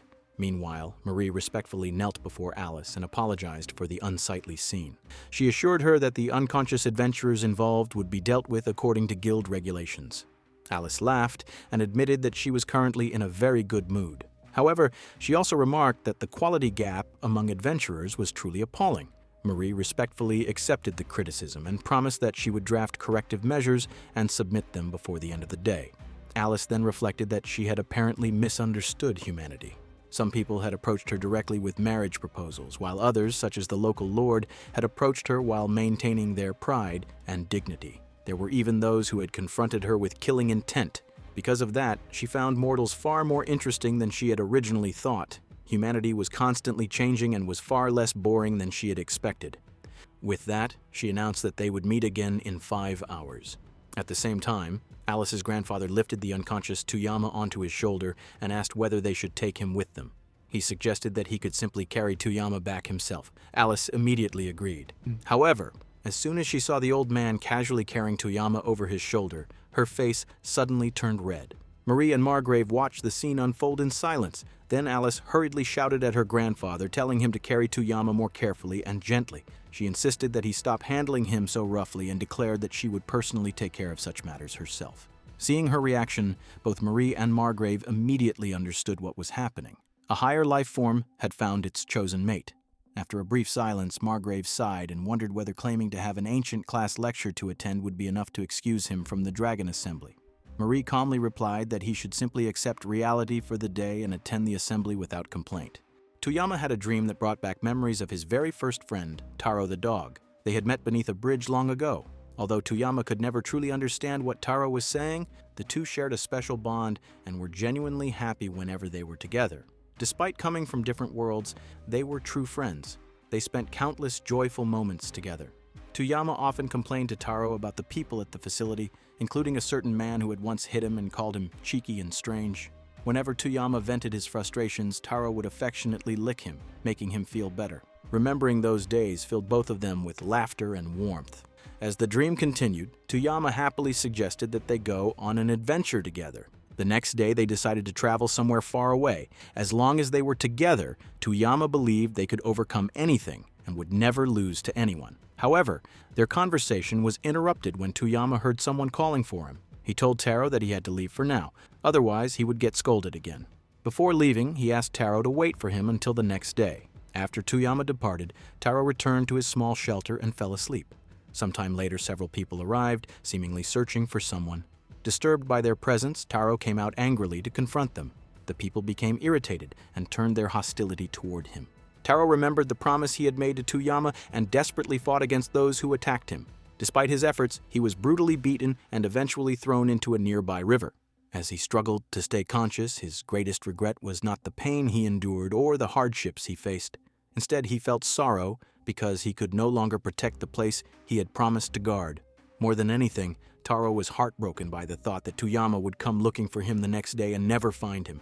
The most painful realization was that he would never see Toyama again, nor hear what his dear friend would say when he discovered that Taro was gone. As Taro sank beneath the water, he heard a mysterious voice. It spoke of something unexpected, something that existed beyond the javelin stars and far above ordinary pain.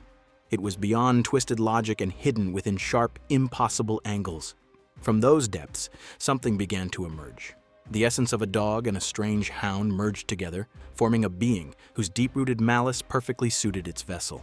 The voice continued, explaining that a cursed woman had taken everything from him. However, through her, there might still be a chance for survival. The voice offered Taro an opportunity, a final chance to continue existing. When the time finally came, ink appeared. Meanwhile, Toyama arrived at the river in search of Taro. Taro felt overwhelming guilt because he had failed to keep the promise he had made. Desperate to find his friend, Toyama asked several children if they had seen Taro. The children pointed toward the river. Upon hearing what had happened, Toyama was shocked and furious. One of the people involved continued talking carelessly, which only fueled Toyama's anger. In a fit of rage, Toyama grabbed the person and forced them underwater. Watching this unfold, Taro realized that Toyama possessed neither fangs nor claws to defend himself. At that moment, he resolved that he would become Toyama's fangs and claws. The mysterious voice observed this determination and declared that the beast had become the vessel's bond with humanity. It considered the title fitting for the fangs and claws wielded by a human. The will demonstrated by this bond was stronger than expected. The voice stated that it mattered little what name the creature had carried before. Whether its whiteness came from the snowy peaks of distant mountains or the mist that spread across vast plains, it would now take on a new identity. The fangs and claws wielded by man would henceforth be known as the Blade. From within the haze, the voice continued to watch Toyama. It foresaw a day when Toyama would completely devour that haze and continue their adventure together. The creature vowed to ensure that Toyama would never have to cry again. It would continue helping him until he obtained everything he desired. The dream then shifted, and Toyama imagined restarting his adventures with Taro once more. Suddenly, Toyama awoke in bed. Reflecting on the dream, he remarked to himself that it had been a nostalgic memory. As he looked around, he noticed that Alice was sleeping beside him. While asleep, she softly called out for her mother. Toyama immediately became flustered and hurriedly tried to move away from her, only to lose his balance and fall from the bed. After recovering, he stood up and looked around the room. Everything appeared unusually large to him. Unsure of what to do next, he attempted to quietly leave through the door. However, he was startled to find Gramps already standing there. Gramps greeted him with a cheerful good morning. Surprised, Toyama wondered how he had arrived so suddenly. Gramps casually replied that he had been there all along. Gramps then addressed Toyama as his future son-in-law and asked where he intended to go. Toyama hesitated before admitting that he had not made any plans yet. In response, Gramps remarked that recklessness was a privilege reserved for youth. He informed Toyama that he would need to change into proper attire before entering the assembly. Furthermore, he explained that Toyama no longer had any need for the handcuffs he had been wearing. With ease, Gramps broke them apart. Afterward, Gramps announced that he would call the girls to help prepare Toyama's clothing. Before Toyama could fully understand what was happening, several girls arrived and began leading him away. Completely confused by the sudden turn of events, Toyama could only wonder what exactly was happening to him. After some time, Toyama returned, now dressed in formal attire. Upon seeing him, Gramps remarked that it seemed the maids had not been necessary after all. Toyama replied that he was a working adult and was capable of dressing himself. The maids then wondered whether Toyama had ever worn such elegant clothing before. They continued complimenting his appearance, noting how well the outfit suited him. Gramps commented that there were many things he wished to ask Toyama, but unfortunately time was precious and there were more urgent matters to attend to. He then escorted Toyama to a massive set of doors known as the Dragon Assembly Hall. As they stood before the entrance, Gramps explained that it was a sacred hall where all matters concerning dragons within the Empire were discussed and decided. He added that it appeared everyone had already gathered inside. Looking at the imposing doors, Toyama compared the place to a boss room from a game. Hearing this, Gramps advised him not to be so nervous. Moments later, the enormous doors slowly opened. As Toyama stepped into the hall, he was greeted by the sight of numerous people seated on both sides of the chamber. At the far end stood an elevated throne, positioned high above the rest of the assembly. Sitting upon it was Alice. The moment she noticed Toyama's arrival, she warmly addressed him as her husband and remarked that he had finally arrived. Faced with the unexpected greeting and the attention of the entire assembly, Toyama found himself standing in the center of the hall, unsure of how he was supposed to react. Toyama was asked to step into the center of the assembly hall. Gramps personally placed a chair there and invited him to sit down. As Toyama took his seat, the attention of everyone in the hall turned toward him. One of the women remarked that it was quite rare to see someone with black hair and chestnut-colored eyes. Margrave silently hoped that nothing troublesome would happen during the gathering, while Marie had a bad feeling about the situation. The assembly members carefully observed the husband of the dragon priestess. One woman asked whether anyone had noticed anything special about him, but another shook her head and said she had not. A third member commented that at the very least his clothing was quite impressive. From her throne, Alice observed the scene before speaking. She declared that the city's beloved adventurers and the most exceptional individuals among mortals, those who had helped sustain and protect the city, had all gathered there. She then introduced the distinguished members present in the hall. First was Merchant Guildmaster Spina, next was Margrave, followed by Marie. After them came the shopkeeper Kano Satiel. Then there was the holy maiden Svidak. Finally, the last member introduced was Clan Aduster, the fourth knight among the renowned 10 knights. Once the introductions were complete, Alice began addressing the assembly. She first apologized for the commotion she had caused at the Adventurers Guild. Before she could continue, however, Marie suddenly rose from her seat. Speaking on behalf of the guild, she stated that they were sincerely grateful for Alice's generous treatment and understanding. She humbly requested that Alice pass whatever judgment she deemed appropriate upon those who had ignored or disrespected her words. Hearing this, Alice asked whether Marie's statement reflected the consensus of the entire guild. Marie confirmed that it did. Pleased with the answer, Alice remarked that the guildmaster was indeed wise. Since she was in a particularly good mood, she decided not to pursue the matter further. Instead, she made an unusual request. She asked for a female cat to be brought to her before the upcoming Dragon Festival, explaining that she wished to spend time with it and train alongside it. Toyama found himself distracted by the heavily armored knight standing among the assembly members and wondered about that person's identity. Meanwhile, Marie respectfully accepted Alice's request and assured her that the matter would be handled. She promised that the requested cat would be delivered before the Dragon Festival as ordered. The gathering continued, while Toyama remained seated in the center of the hall, still trying to understand the strange and overwhelming events unfolding around him. Alice continued by stating that, as a dragon, she found it intolerable to leave behind the offspring of such a creature. She further declared that if the creature had a family, they should all be brought before her as well, so that they could serve as playthings for the worm together. Although Margrave clearly did not approve of such a decision, Marie had no choice but to agree with Alice's wishes. After issuing her command, Alice instructed Marie to step back. At that moment, Toyama spoke up. Referring to Alice's mention of the creature's family, he cautiously asked whether she was talking about the pet dog. His question immediately confused everyone present in the assembly. Alice calmly confirmed that not a single one of them would be spared, and that all of them would be devoured. She added that it would make no difference whether they were pet dogs or cats. Toyama paid little attention to the cat-eared woman involved in the discussion. Instead, he firmly requested that Alice stop the matter altogether, arguing that the dog had done nothing wrong and did not deserve such treatment. Upon hearing Toyama's words, Kano Satiel secretly thought that Toyama might have just signed his own death warrant. To everyone's surprise, however, Alice simply laughed. Amused by his response, she remarked that if Toyama felt that strongly about it, then she would reconsider her previous order. Ignoring what she had said earlier, she announced a new decision. Instead of bringing the entire family, only the cat girl was to be brought before her. The sudden change left the entire assembly stunned. Alice noticed Marie's shocked expression and asked why she looked so surprised. Marie quickly apologized and accepted the revised order without question. Meanwhile, Margrave quietly asked Marie what had just happened. Marie admitted that she did not understand the situation either. Changing the subject, Alice commented that the suit Tuyama was wearing looked very good on him. Tuyama politely thanked her for the compliment. Just then, Clan suddenly rose from his seat, unable to contain his irritation any longer. Referring to Tuyama as a mere slave, he declared that he had remained silent up until that point. He demanded to know whether Tuyama even understood who was seated before him. Clan proceeded to remind him that Alice was the guardian of the Empire, the sacred bond between dragons and humanity, and the dragon priestess herself. He questioned how someone like Tuyama could dare show such disrespect toward her. In his view, a low-born individual such as Tuyama would normally never be permitted to even gaze upon someone of Alice's status. Despite Clan's hostility, Tuyama remained calm. He simply asked Clan to lower his sword because it was frightening him. Tuyama added that threatening an unarmed person with a weapon was hardly admirable unless Clan simply enjoyed waving his sword around.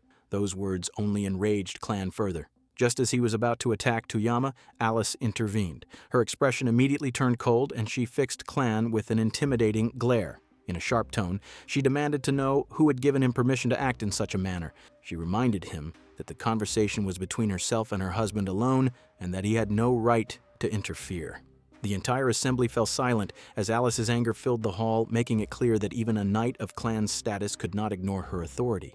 Kano Satiel remarked that this was precisely why she had not wanted Clan to attend the assembly. She then stepped forward and respectfully begged Alice for mercy, explaining that Clan's words had only been spoken out of his devotion and loyalty to her. She added that, as a human, Clan merely longed for the guidance and presence of dragons. Alice appeared somewhat surprised by Kano Satiel's sincere plea. She responded that it was the prophecy that had brought her together with Tuyama in the first place. Nevertheless, she decided not to pursue the matter further.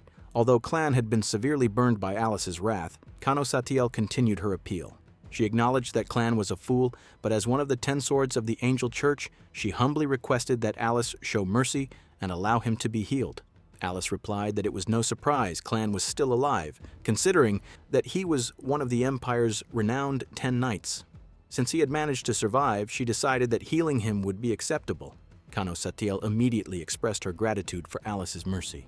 Afterward, attention shifted to Svidak. Following the request, Svidak began chanting a healing prayer and invoked the sacred healing hand sacrament. A warm light enveloped Clan's burned body as the healing magic gradually restored his injuries. Observing the scene, Alice commented that Svidak truly deserved her reputation as the church's holiest saint, and that the rumors regarding her divine blessings had not been exaggerated. Hearing such praise, Svidak became deeply emotional and humbly stated that she was unworthy of such compliments. Once Clan had recovered, Svidak turned toward him and sternly reminded him that he had survived only because of Alice's forgiveness and the mercy of Baishaw. She warned him that if he failed to understand that lesson, he might not be fortunate enough to survive a second time. With that matter resolved, the assembly moved on to its primary purpose. Alice declared that the chosen representatives of mankind should already understand why they had been summoned. She then directed everyone's attention toward Tuyama, the black-haired slave who had slain the hoarding dragon. Addressing him directly, Alice announced that she was granting him the honor of sitting before her. She even overlooked the fact that he had interrupted her earlier and, in an unexpected gesture, invited him to stand as her equal. The declaration stunned the assembly. Among all of humanity, Tuyama alone had been granted such treatment. Many had assumed that Alice, as the dragon priestess, would be bound by human customs, traditions, and social status. However, they were mistaken. In Alice's eyes, there was only one person she truly acknowledged. The only individual capable of standing beside her and binding her through fate was the man who had defeated her. That man was Tuyama. As the realization settled over the hall, the atmosphere grew heavy with shock and disbelief. The assembly members could hardly comprehend that a former slave had been elevated to a position no ordinary human could ever hope to attain. Alice continued her declaration by stating that, after everything she had said, her intentions should now be perfectly clear to everyone present and, by extension, to the entire empire. From that day forward, she officially recognized Tuyama as her mate. According to dragon tradition, this would constitute a dragon's wedding. She instructed everyone to regard it as a great honor, and to celebrate the occasion throughout Adventurer City and across the entire empire. She further proclaimed that, through their union, the bond between the Empire and dragonkind would become eternal. Upon hearing this, Margrave grew visibly nervous. He remarked that people could forget about the Dragon Festival entirely because it had suddenly transformed into a royal wedding celebration, a prospect that genuinely frightened him. Marie, on the other hand, observed that the event would undoubtedly become a magnificent celebration. Alice responded that some murmuring and surprise were only natural. However, she insisted that a wedding was an occasion meant to be celebrated. She invited anyone who opposed the arrangement to voice their objections immediately. If no one spoke, she declared that silence and obedience would be accepted as consent. She then expressed her satisfaction, explaining that an ancient bond between dragons and humans had once again been fulfilled. To be united with a dragon slayer, she said, was the deepest desire of any true dragon. Meanwhile, Toyama remained unable to fully understand everything that was happening around him. At that moment, Marie rose from her seat. Speaking on behalf of the Adventurers Guild, she formally congratulated Alice on her marriage. As a celebratory gift, the guild proposed holding a grand exhibition battle in the arena during the Dragon Festival. Alice considered the proposal and remarked that she wished to witness a battle between an ancient species and a tower-class opponent. Since such warriors were among the few beings capable of entertaining her, the idea interested her greatly. Marie assured her that the guild would prepare a spectacle worthy of her attention and would ensure that the event relieved any boredom she might feel. Next, Margrave stood and spoke on behalf of the Empire. He stated that the Empire welcomed the marriage and that the Emperor himself would surely regret being unable to witness such a historic moment in person. Alice accepted the sentiment and commented that Margrave's presence would suffice as a representative of the old Emperor. Margrave thanked her for her generosity and declared that the Empire would regard the marriage as a supreme act of benevolence from the hoarding dragon. Afterward, Alice turned her attention to economic matters. She ordered compensation to be distributed under the name of the Dragon Embassy and instructed officials to provide relief to the moneylenders. In her view, they had suffered enough, and their losses were negatively affecting trade throughout the city. Once that issue had been addressed, she asked whether anyone else wished to speak. Spina then stepped forward on behalf of the Merchant Guild. She announced that the guild would lower the rent on guild-owned shops and require all affiliated merchants to display commemorative decorations celebrating the dragon wedding. Alice immediately dismissed the proposal as insufficient. She demanded a more impressive plan and ordered Spina to present better suggestions to the Dragon Embassy by the following day. If they failed to entertain her, she warned that she might personally destroy their trade networks. Spina quickly assured her that the Merchant Guild would gather all of its wisdom and resources to create proposals worthy of Alice's interest. Satisfied for the moment, Alice called for the next speaker. Kano Satiel then stepped forward. She admitted that she understood a knight's life was insufficient to atone for the offense that had been committed, but she still humbly requested permission to impose an appropriate punishment after the festivities concluded. She also accepted responsibility for the misconduct of the church and asked that all blame fall upon her instead. Alice responded that Kano Satiel clearly knew she could not simply execute Clan. She remarked that Kano possessed a greed for gold that hardly suited a priest. Nevertheless, Alice found herself unable to dislike her. On the contrary, she admired the courage it had taken to stand before her and make such a request. As a result, Alice announced that she would forgive Kano Satiel's faults. Furthermore, in recognition of her courage and the role she had played in fulfilling the prophecy, Alice granted her mercy. Kano Satiel expressed her gratitude and declared that the Empire was fortunate to possess Alice's presence. Curious, Alice then asked what contribution the church intended to make toward the wedding celebrations. Kano Satiel replied that the church would significantly reduce the prices of essential goods under its control. Since the church managed the distribution rights to many resources, including those from the Lake of Angels, it would release supplies into the market at reduced costs. In addition, the church would compose and distribute new hymns praising Alice and commemorating the wedding. Alice approved of the proposal and ordered that everything be completed before the Dragon Festival. As the discussions continued, Alice reflected upon the ancient relationship between dragons and humans. For countless generations, dragons had stood above while humans remained below. It was a truth deeply engraved into the souls of all who lived in the world. Yet now, for the first time in centuries, she felt the emptiness within her beginning to disappear. Perhaps, she thought, the people of the world had simply forgotten the true meaning of those ancient bonds. To Alice, it was a blessed day. After 100 years of loneliness and boredom, her long solitude was finally coming to an end.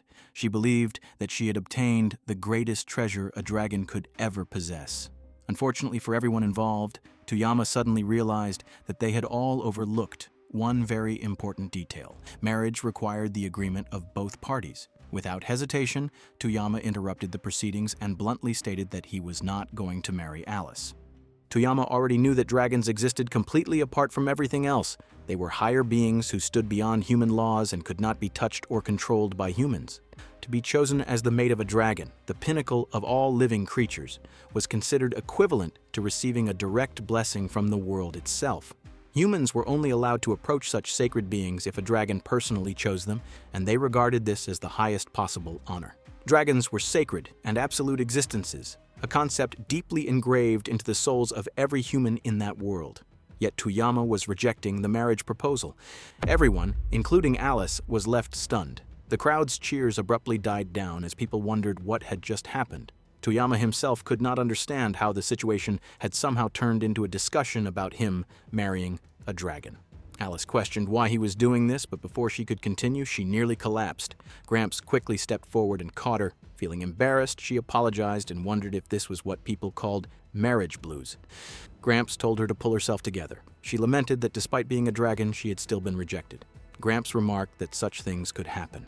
Moments later, Alice stood up and glared at Toyama, declaring that he had completely misunderstood the situation.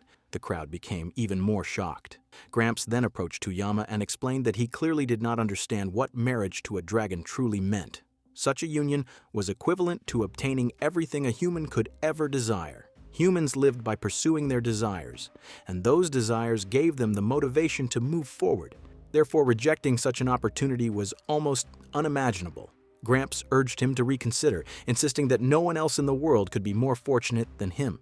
However, Toyama's thoughts drifted elsewhere. If everything could simply be handed to him, then what would be the point? He remembered Taro's dream of going on adventures and recalled Lazar talking about building a bread shop by the lakeshore. Toyama laughed to himself, thinking that he was truly an idiot.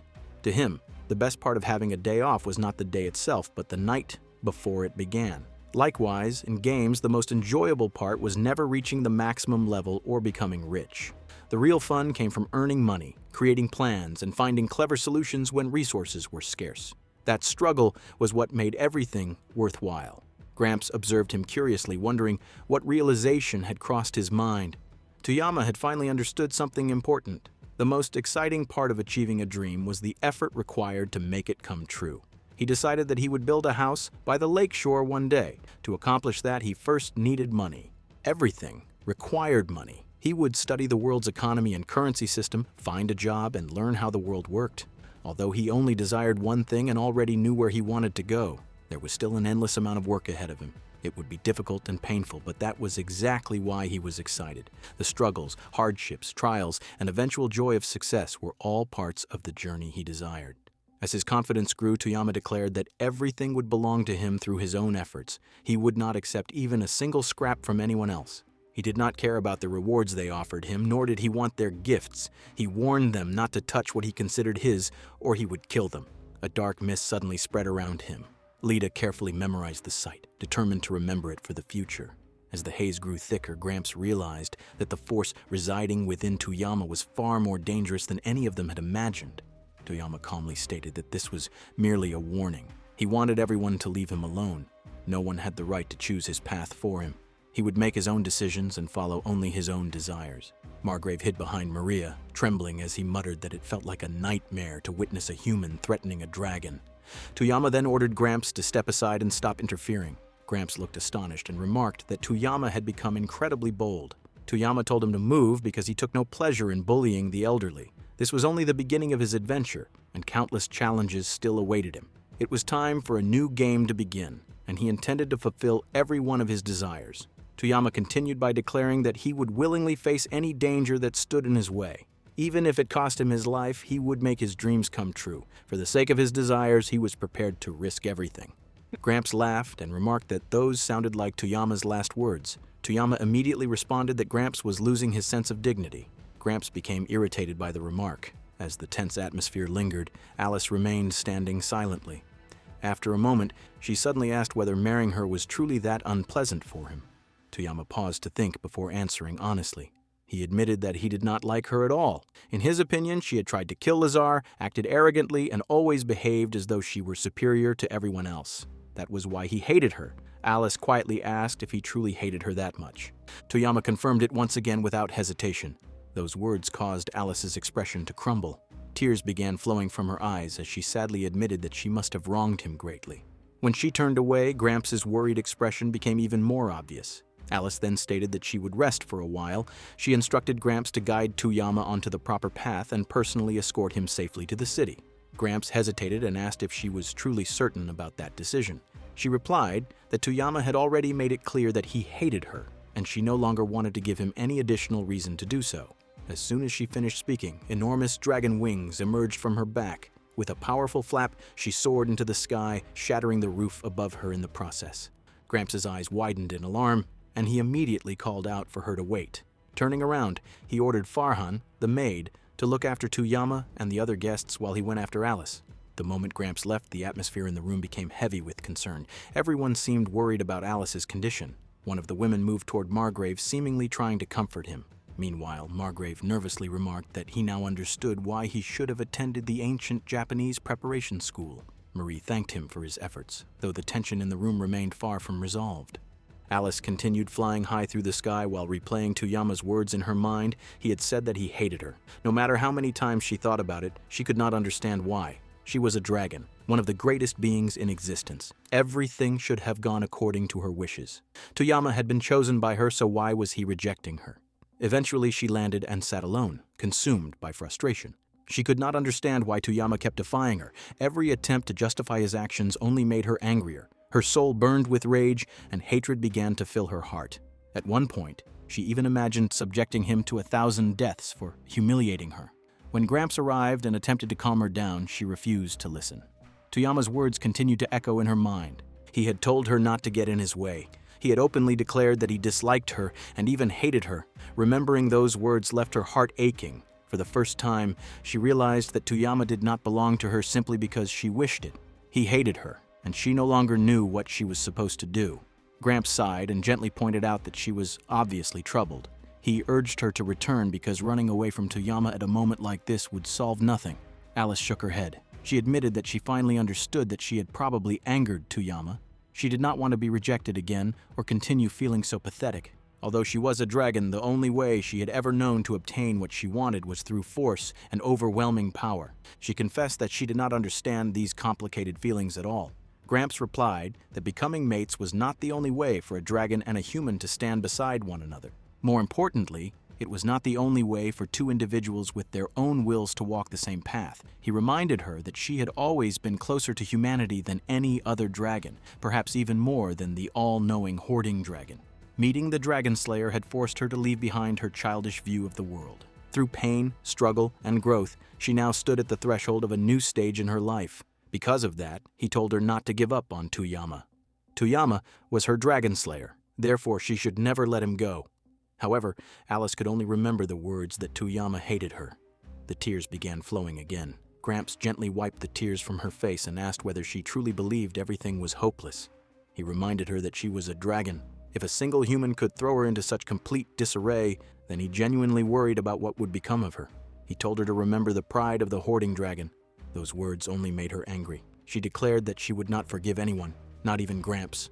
Her anger shifted toward him as he teased her for behaving like a sulking little girl who had been dumped by a man. Enraged, she lunged at him. Although he was elderly, she was far stronger physically. Yet the moment she attacked, Gramps effortlessly stopped her. Startled, she immediately withdrew her strike and demanded to know whether he dared to raise a hand against his own master. Gramps calmly replied that his master was not someone who would break after a single defeat. He then asked Utamita whether she was truly certain that this was what she wanted. After all, she still did not understand what it meant to change. Gramps continued by saying that he would repeat his words as many times as necessary. She had to grow. The time had finally come for her to decide. Would she remain a lonely, superior being like the other dragons, forever separated from those around her? Or would she choose to become something different? Alice shouted for him to be quiet. Toyama had already said that he hated her. There had been no hesitation in his voice. She had heard enough. She was tired of feeling lost, miserable, and confused. If growing meant experiencing this much pain, then she wanted no part of it. Gramps shook his head. He explained that Tuyama would willingly bear such pain himself. He would accept both suffering and struggle as his own burdens and carry them with pride and dignity. Then he asked her a simple question. What did she truly want from her dragon slayer? What was she actually seeking? Alice fell silent. After a long pause, she finally admitted the truth. She only wanted to get along with Tuyama. She knew that she had made many mistakes. She had misjudged him, forced her will upon him, and acted without considering his feelings. It was no surprise that he hated her. Even so, she still wanted to talk to him. She wanted to understand him. Though it felt embarrassing to admit, she wanted him to call her by her name. As she spoke those words aloud, her heart gradually settled. For the first time, she realized that she did not want to give up on him. With newfound determination, she wondered what she needed to do in order to truly get along with Tuyama. Gramps smiled with satisfaction. This was exactly what he had wanted to see in her eyes. He explained that although she had failed once and experienced defeat, it was not the end. Instead, it was the beginning of something new. This was the moment for her to grow. The only way to overcome the pain of an unfulfilled desire was to continue facing it rather than running away. He assured her that this was not a punishment. It was her very first real adventure. To grow, she needed to pursue it, learn from it, and never stop confronting it. As the hoarding dragon, whenever she desired something, she had never once deceived her own heart. If she truly wanted Tuyama, then she would have to win him over herself. That was the only way to fill the emptiness in her heart and cure the boredom that had followed her for so long. Therefore, she should set out on that adventure. Born among humans, a guardian among dragons, she now stood at the beginning of her own journey. Every adventurer needed a destination, a goal that guided them forward. Gramps then asked her a simple question. What was the one wish she wanted to reach above all else? Alice slowly raised her head. Together they looked toward the endless sky stretching above them. For some reason, the scenery seemed completely different from before. After a moment of silence, Alice finally answered. She said that she wanted to see that scenery together with Tuyama. She declared that she would defeat Tuyama's resistance and surely bring him there with her someday. Although the thought was a little frightening, she admitted that it did not feel bad. In fact, it felt exciting. She then apologized to Gramps and awkwardly admitted that perhaps the feeling could even be described as fun. Gramps laughed and wondered if this was the true nature of the hoarding dragon finally revealing itself. He then suggested that they return and meet Tuyama once again. The moment he said that, Alice immediately became nervous. Sensing her unease, Gramps reassured her that they would stake their lives on supporting her adventure. Then, a mischievous grin appeared on his face. He claimed that he had a splendid idea. According to him, there was an old saying from the Second Civilization, long before the Great War. The saying spoke of a bond that was formed through intimacy and mutual understanding. The moment Alice heard that, her face turned bright red. Flustered, she demanded to know what he was planning. As Gramps prepared to explain his idea, Alice suddenly shouted that she was getting a very bad feeling about all of this. Unfortunately for her, Gramps' smile only widened, making her even more suspicious of whatever scheme he had in mind. After everything that had happened, Tuyama went to take a bath and felt incredibly relaxed. Although he was surprised that he was using someone else's bath, he decided not to think too much about it and simply enjoyed the peaceful atmosphere. The place was remarkably quiet, yet he remained confused about everything that had occurred earlier. Since Gita had been crying, Tuyama initially suspected that she might have been deceived, but he quickly shook those thoughts away. He did not want such concerns to ruin the pleasant bath he was having. A little later, Gramps appeared and asked how the water temperature was. Tuyama replied that it was perfect and very comfortable. Gramps was pleased to hear that. After a brief silence, Tuyama suddenly realized something and asked when Gramps had arrived. Gramps answered that he had been there since the maids had thrown Tuyama into the bath. Tuyama was shocked to learn that Gramps had been present from the very beginning. Gramps remarked that it was simply the refinement expected of a butler. Tuyama then asked whether Gita was all right. Gramps assured him that she was merely resting because the earlier events had exhausted her. He pointed out that, despite wanting to kill Tuyama, she had allowed him to sit beside her and even use her bath. He wondered whether Tuyama realized how unusual that was for an elf. Tuyama admitted that the situation had been frightening and that he had not been able to relax completely. However, since he was using her bath, he did not want to be rude. Gramps was pleasantly surprised by Tuyama's politeness, and the two shared a laugh. A moment later, Tuyama wondered whether Gita had shown anyone the armored man he had killed. He questioned whether she would reveal the truth and why she seemed to care about him. He even wondered whether she had any special feelings for him. Gramps explained that Tuyama was not from that region and therefore did not understand how deeply the kingdom revered dragons. Tuyama agreed, saying that he had come from far away and had grown up without parents or formal education. Deciding to explain, Gramps began teaching Toyama about dragons. He first asked what Toyama already knew about them. Toyama answered that dragons were creatures with reptilian traits that appeared in myths as either trials for heroes or omens of calamity sent from heaven. Before Toyama could continue, Gramps interrupted and stated that dragons possessed 7 lives. Toyama was astonished. Gramps explained that dragons existed beyond continuity, aging, and even death.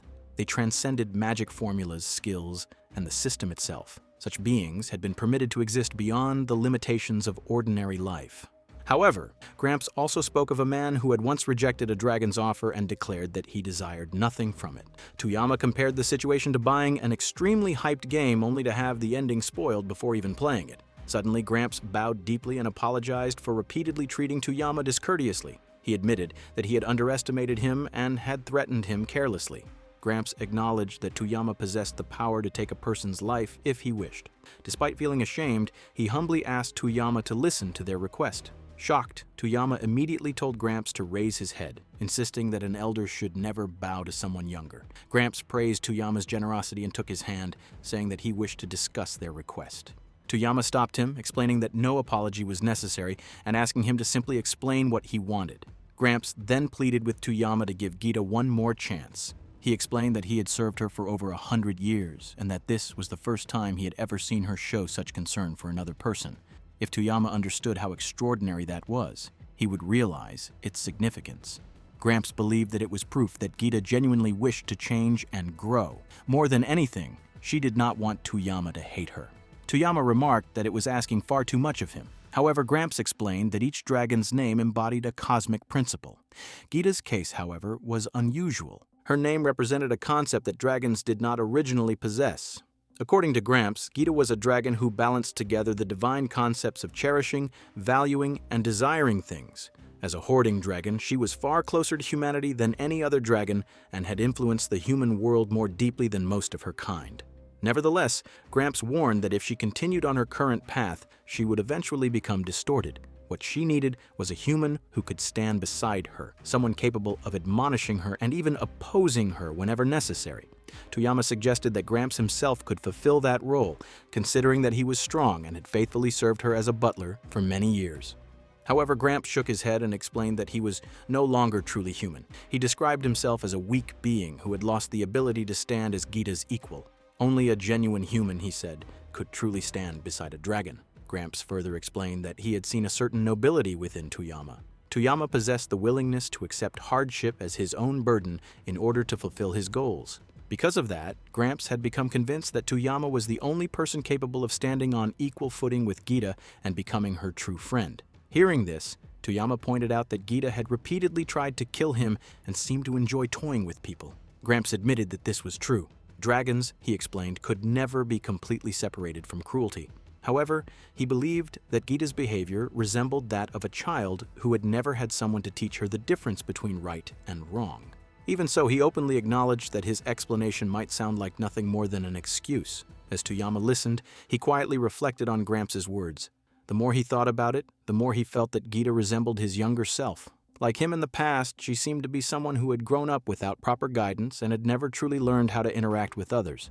Gramps admitted that the request he had made was incredibly selfish. However, Toyama replied that the person who truly needed to hear those words was Gita, not a mere visitor like him.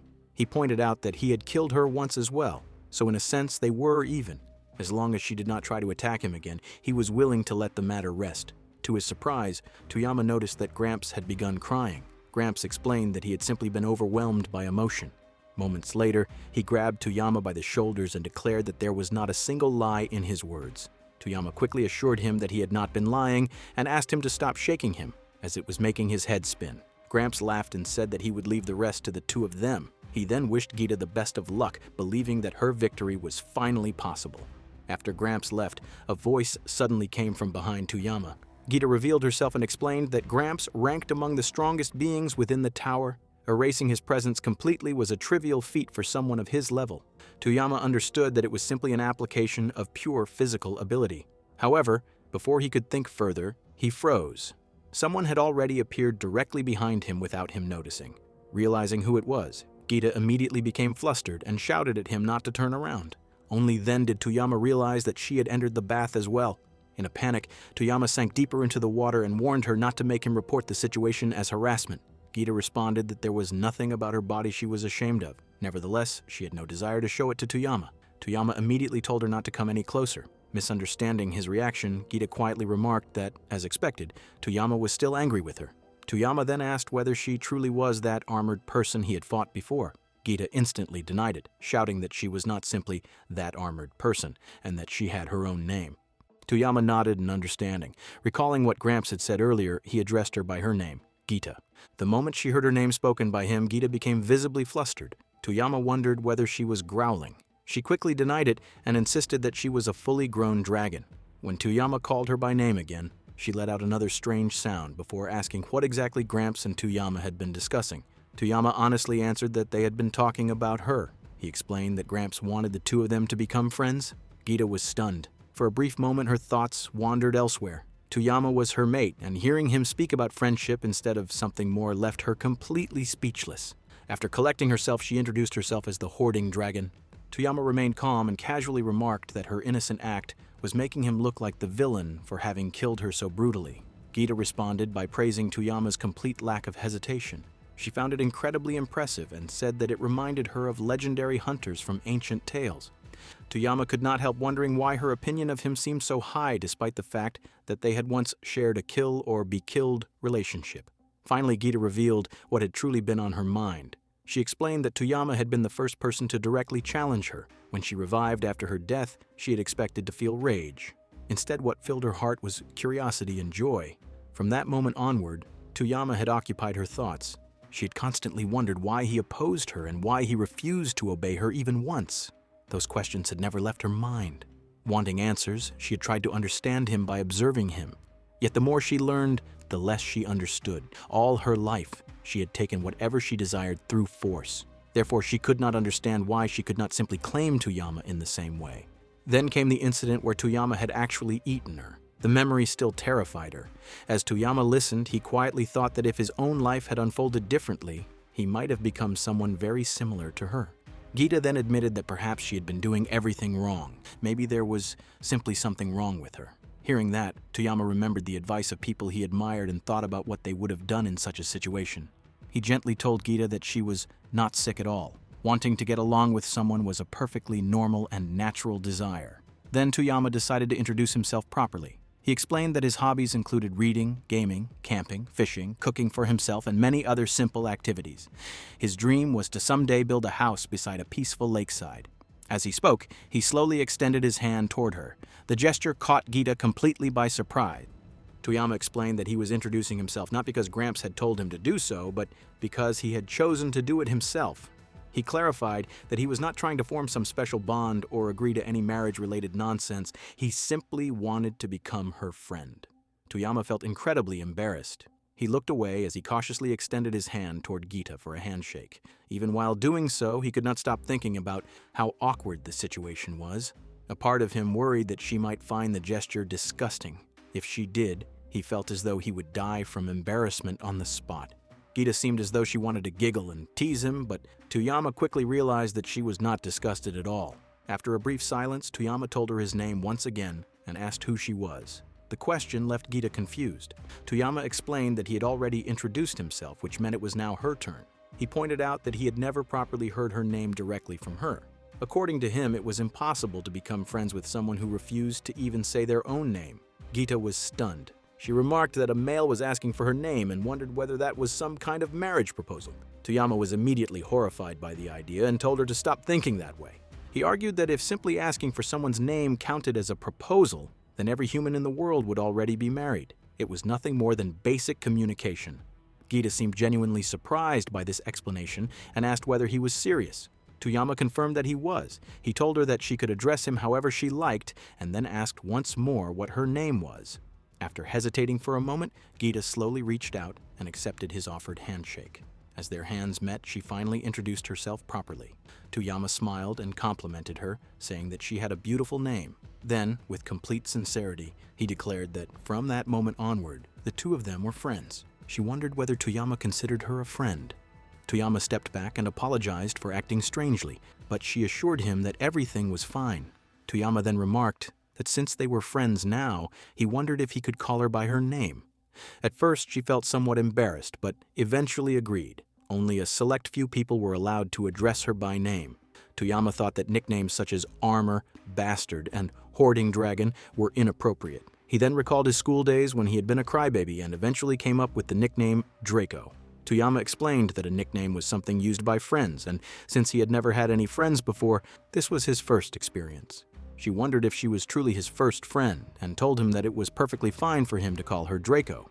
Toyama was shocked that she actually liked the nickname. Meanwhile, she found herself wondering what kind of bond existed between them beyond marriage. She even began to imagine that Toyama might propose to her soon. Toyama noticed that she seemed to be overheating and wondered why she was acting that way. Later, while they were resting and drinking tea, Toyama commented that he had nearly been boiled alive. Gramps remarked that it was the first thermal overload he had witnessed since her childhood. Alice commented that she had behaved like a young dragon. As an apology, they prepared a feast and encouraged Toyama to eat as much as he wanted, since it was a day of celebration. Toyama hesitated at first, but once he tasted the food, he found it incredibly delicious. Alice explained that everything had been prepared by the head maid, Farhan. Toyama was amazed by the quality of the meat, though he found the sauce especially impressive. As he analyzed the ingredients used in its preparation, Alice apologized and admitted that she did not know the recipe. Farhan commented that Toyama's palate was remarkably refined. Toyama realized that the mansion staff had only evaluated the ingredients, and his observations made them very happy. Farhan was pleased that the dishes suited his taste and explained that the pepper used in the meal was extremely rare and could only be cultivated in a limited region of the kingdom. Toyama was shocked to learn how expensive it was.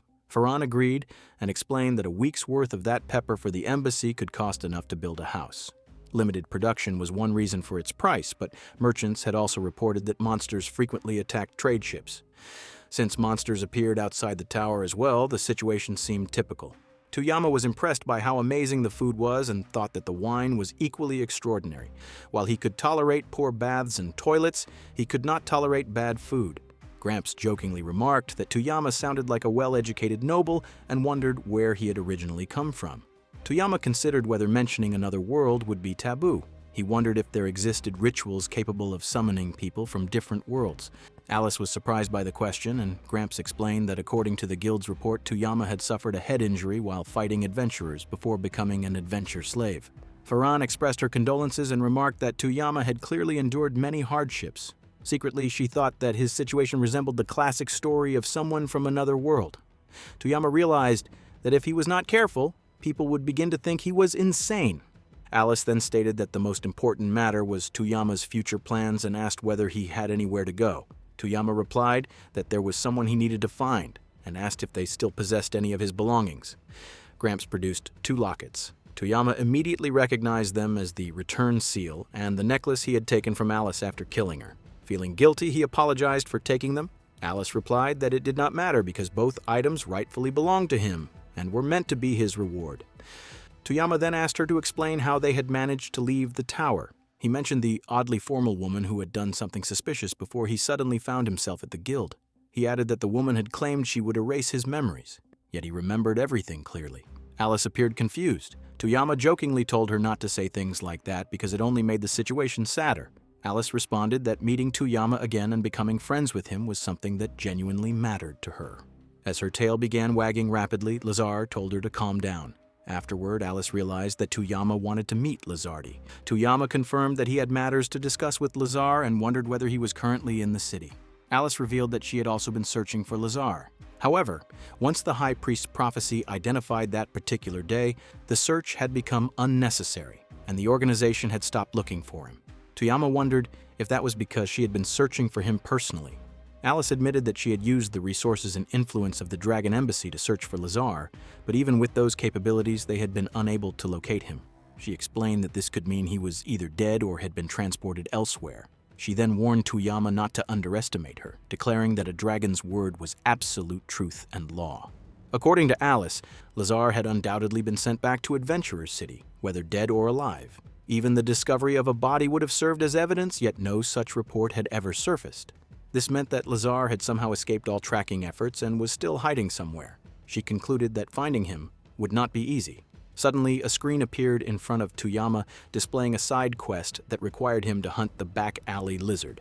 Upon seeing it, Toyama thought that this might finally provide a lead that would help him. Afterward, Toyama noticed something flying across the sky. He remarked that it looked wonderful and thanked Alice and the others for their hospitality, including the bath and the excellent food. Alice wondered if Toyama was already preparing to leave. Toyama asked her not to make such a gloomy face and assured her that if things ever became difficult, he would come back and ask for her help. He added that he would not lie, especially not to a friend. Hearing that made Alice happy, and she replied that she would gladly respect his wishes. Toyama then asked for his clothes to be returned, explaining that he could hardly go out dressed as he currently was. Alice immediately called for Gramps, who agreed to help. Meanwhile, Farron brought a new set of clothes and explained that they had originally belonged to a survivor from a Rank 2 party. Technically, they had been purchased from someone investigating promotion-related matters. Alice added that the clothes had initially been collected as clues in the search for Toyama, but now they rightfully belonged to him. Gramps also remarked that, regardless of their appearance, the material was highly unusual. He understood why craftsmen constantly examined and repainted it for inspection. Alice firmly stated that there was no way she would allow the dwarves to tamper with her collection. Following her orders, Farron instantly changed Toyama's clothes, astonishing everyone present. Farron then commented that Toyama naturally stood out wherever he went, so they had also prepared a robe for him. Alice remarked that the robe suited Toyama perfectly and asked him to consider it a gift. She admitted that seeing him wear it would make her happy. In response, Toyama called her by her real name and knelt before her in gratitude. He sincerely thanked her for everything she had done for him and explained that repaying the kindness of good people was one of his personal desires. Alice blushed, feeling unexpectedly happy after receiving such heartfelt thanks. Since they were now friends, she promised that she would always help him whenever he needed support. Toyama replied that if she ever found herself in trouble, he would come to support her as well. Alice then said that she would continue writing letters and asked him to inform her once he reached his destination safely. Toyama agreed. At that moment, both Gramps and Farron became emotional as they realized Toyama was about to depart. Alice instructed Gramps to escort Toyama and notify both Adventurer City and the Empire of the situation. Gramps agreed and promised that he would ensure all searches and investigations regarding the Black Turtle slave operation would be halted. Toyama once again remarked that he owed Alice more than he could ever repay. Alice secretly wondered if he might have fallen for her. Sensing her thoughts, Toyama teasingly told her to stop thinking such nonsense. Just then, Farron appeared and jokingly commented that the marriage arrangements were already settled. Alice then entrusted Toyama's care to Bernal. Soon after, she began wondering how much money Toyama had for his journey and suggested that 50 platinum coins should be sufficient. Toyama quietly asked Gramps what such an amount could actually buy. Gramps replied that it was enough to build a house in the noble district. Toyama was stunned by the answer while Alice innocently wondered if the amount was still insufficient. However, Toyama quickly replied that it was far too much and realized once again that Alice's sense of money was completely unreliable. Suddenly, Toyama noticed a floating arrow above Alice's head. Confused, he focused on it and soon discovered that it represented a new main quest: kill the hoarding dragon. Toyama was utterly shocked by the absurd objective. Without hesitation, he grabbed the arrow, forced it to the ground, and crushed it beneath his foot. Instantly, the main quest was discarded, and the entire quest line collapsed. Toyama and Gramps leaving together. As they walked, Toyama looked at Gramps' face and remarked that he seemed unusually happy. Gramps replied that it was the first time he had ever seen Alice behave that way. Hearing that, Toyama thought that Alice really needed to spend more time resting and taking care of herself. His thoughts drifted back to a moment earlier. Toyama had asked Alice to wait for a moment, after which she stepped closer and asked if he was truly all right. She explained that she understood he only needed some time to calm down, but she wondered whether they would be able to see each other again soon. Toyama agreed and asked her to lend him her hand. When she did, he linked their pinky fingers together and made a promise. He admitted that he did not know exactly when they would meet again, but he promised that he would write letters to her and that he had no plans to leave the city anytime soon. Alice was surprised and reminded him that a promise made to a dragon was sacred and must never be broken. Toyama assured her that he would never break a promise made to a friend. He added that the next time they met, it would not be as strangers or acquaintances, but as true friends. Alice happily agreed. The scene then returned to the present. Gramps wondered whether Toyama was truly certain that 50 copper coins would be enough for Alice's peace of mind. Toyama replied that it was already more than sufficient. Even when Alice had worried about his travel expenses, he had calculated that the amount was enough to pay for 3 days at a cheap inn. The expression on her face at the time had been so amusing that it still made him laugh. Eventually, the two continued their journey. Gramps explained that they would soon arrive at Adventurer City Agatra, one of the most important locations in the nation alongside the imperial capital. He described it as a heavily fortified city that had been constructed by a legendary party during the early days of the Third Civilization's Great War, making it even older than the Empire itself. Gramps further explained that the city's prosperity came from its massive defensive walls and abundant water supply. One branch of the Great Nada River flowed directly through the heart of the city, providing both protection and resources. As they traveled, Toyama noticed a gigantic structure in the distance and wondered if it was the tower. Gramps confirmed that it was indeed the tower, the last great land of mystery within the human realm and the object of humanity's endless fascination. It was known as the Tower of Heroyt. Toyama stared upward but was unable to see its summit. Gramps explained that, according to the Magic Academy, the tower was somehow collapsed and connected to a distant place, unlike anything in their world. Neither humans nor dragons fully understood its true nature, which was why its complete form could never be observed from the outside. The tower seemed to extend into somewhere far away, beyond the boundaries of their world. Toyama recalled having once spoken about such mysteries, saying that the spirit of adventure and romance would never truly end. Curious, he asked what existed at the very top of the tower. Gramps replied that according to the legends of the Angel Church, the summit of the tower contained everything.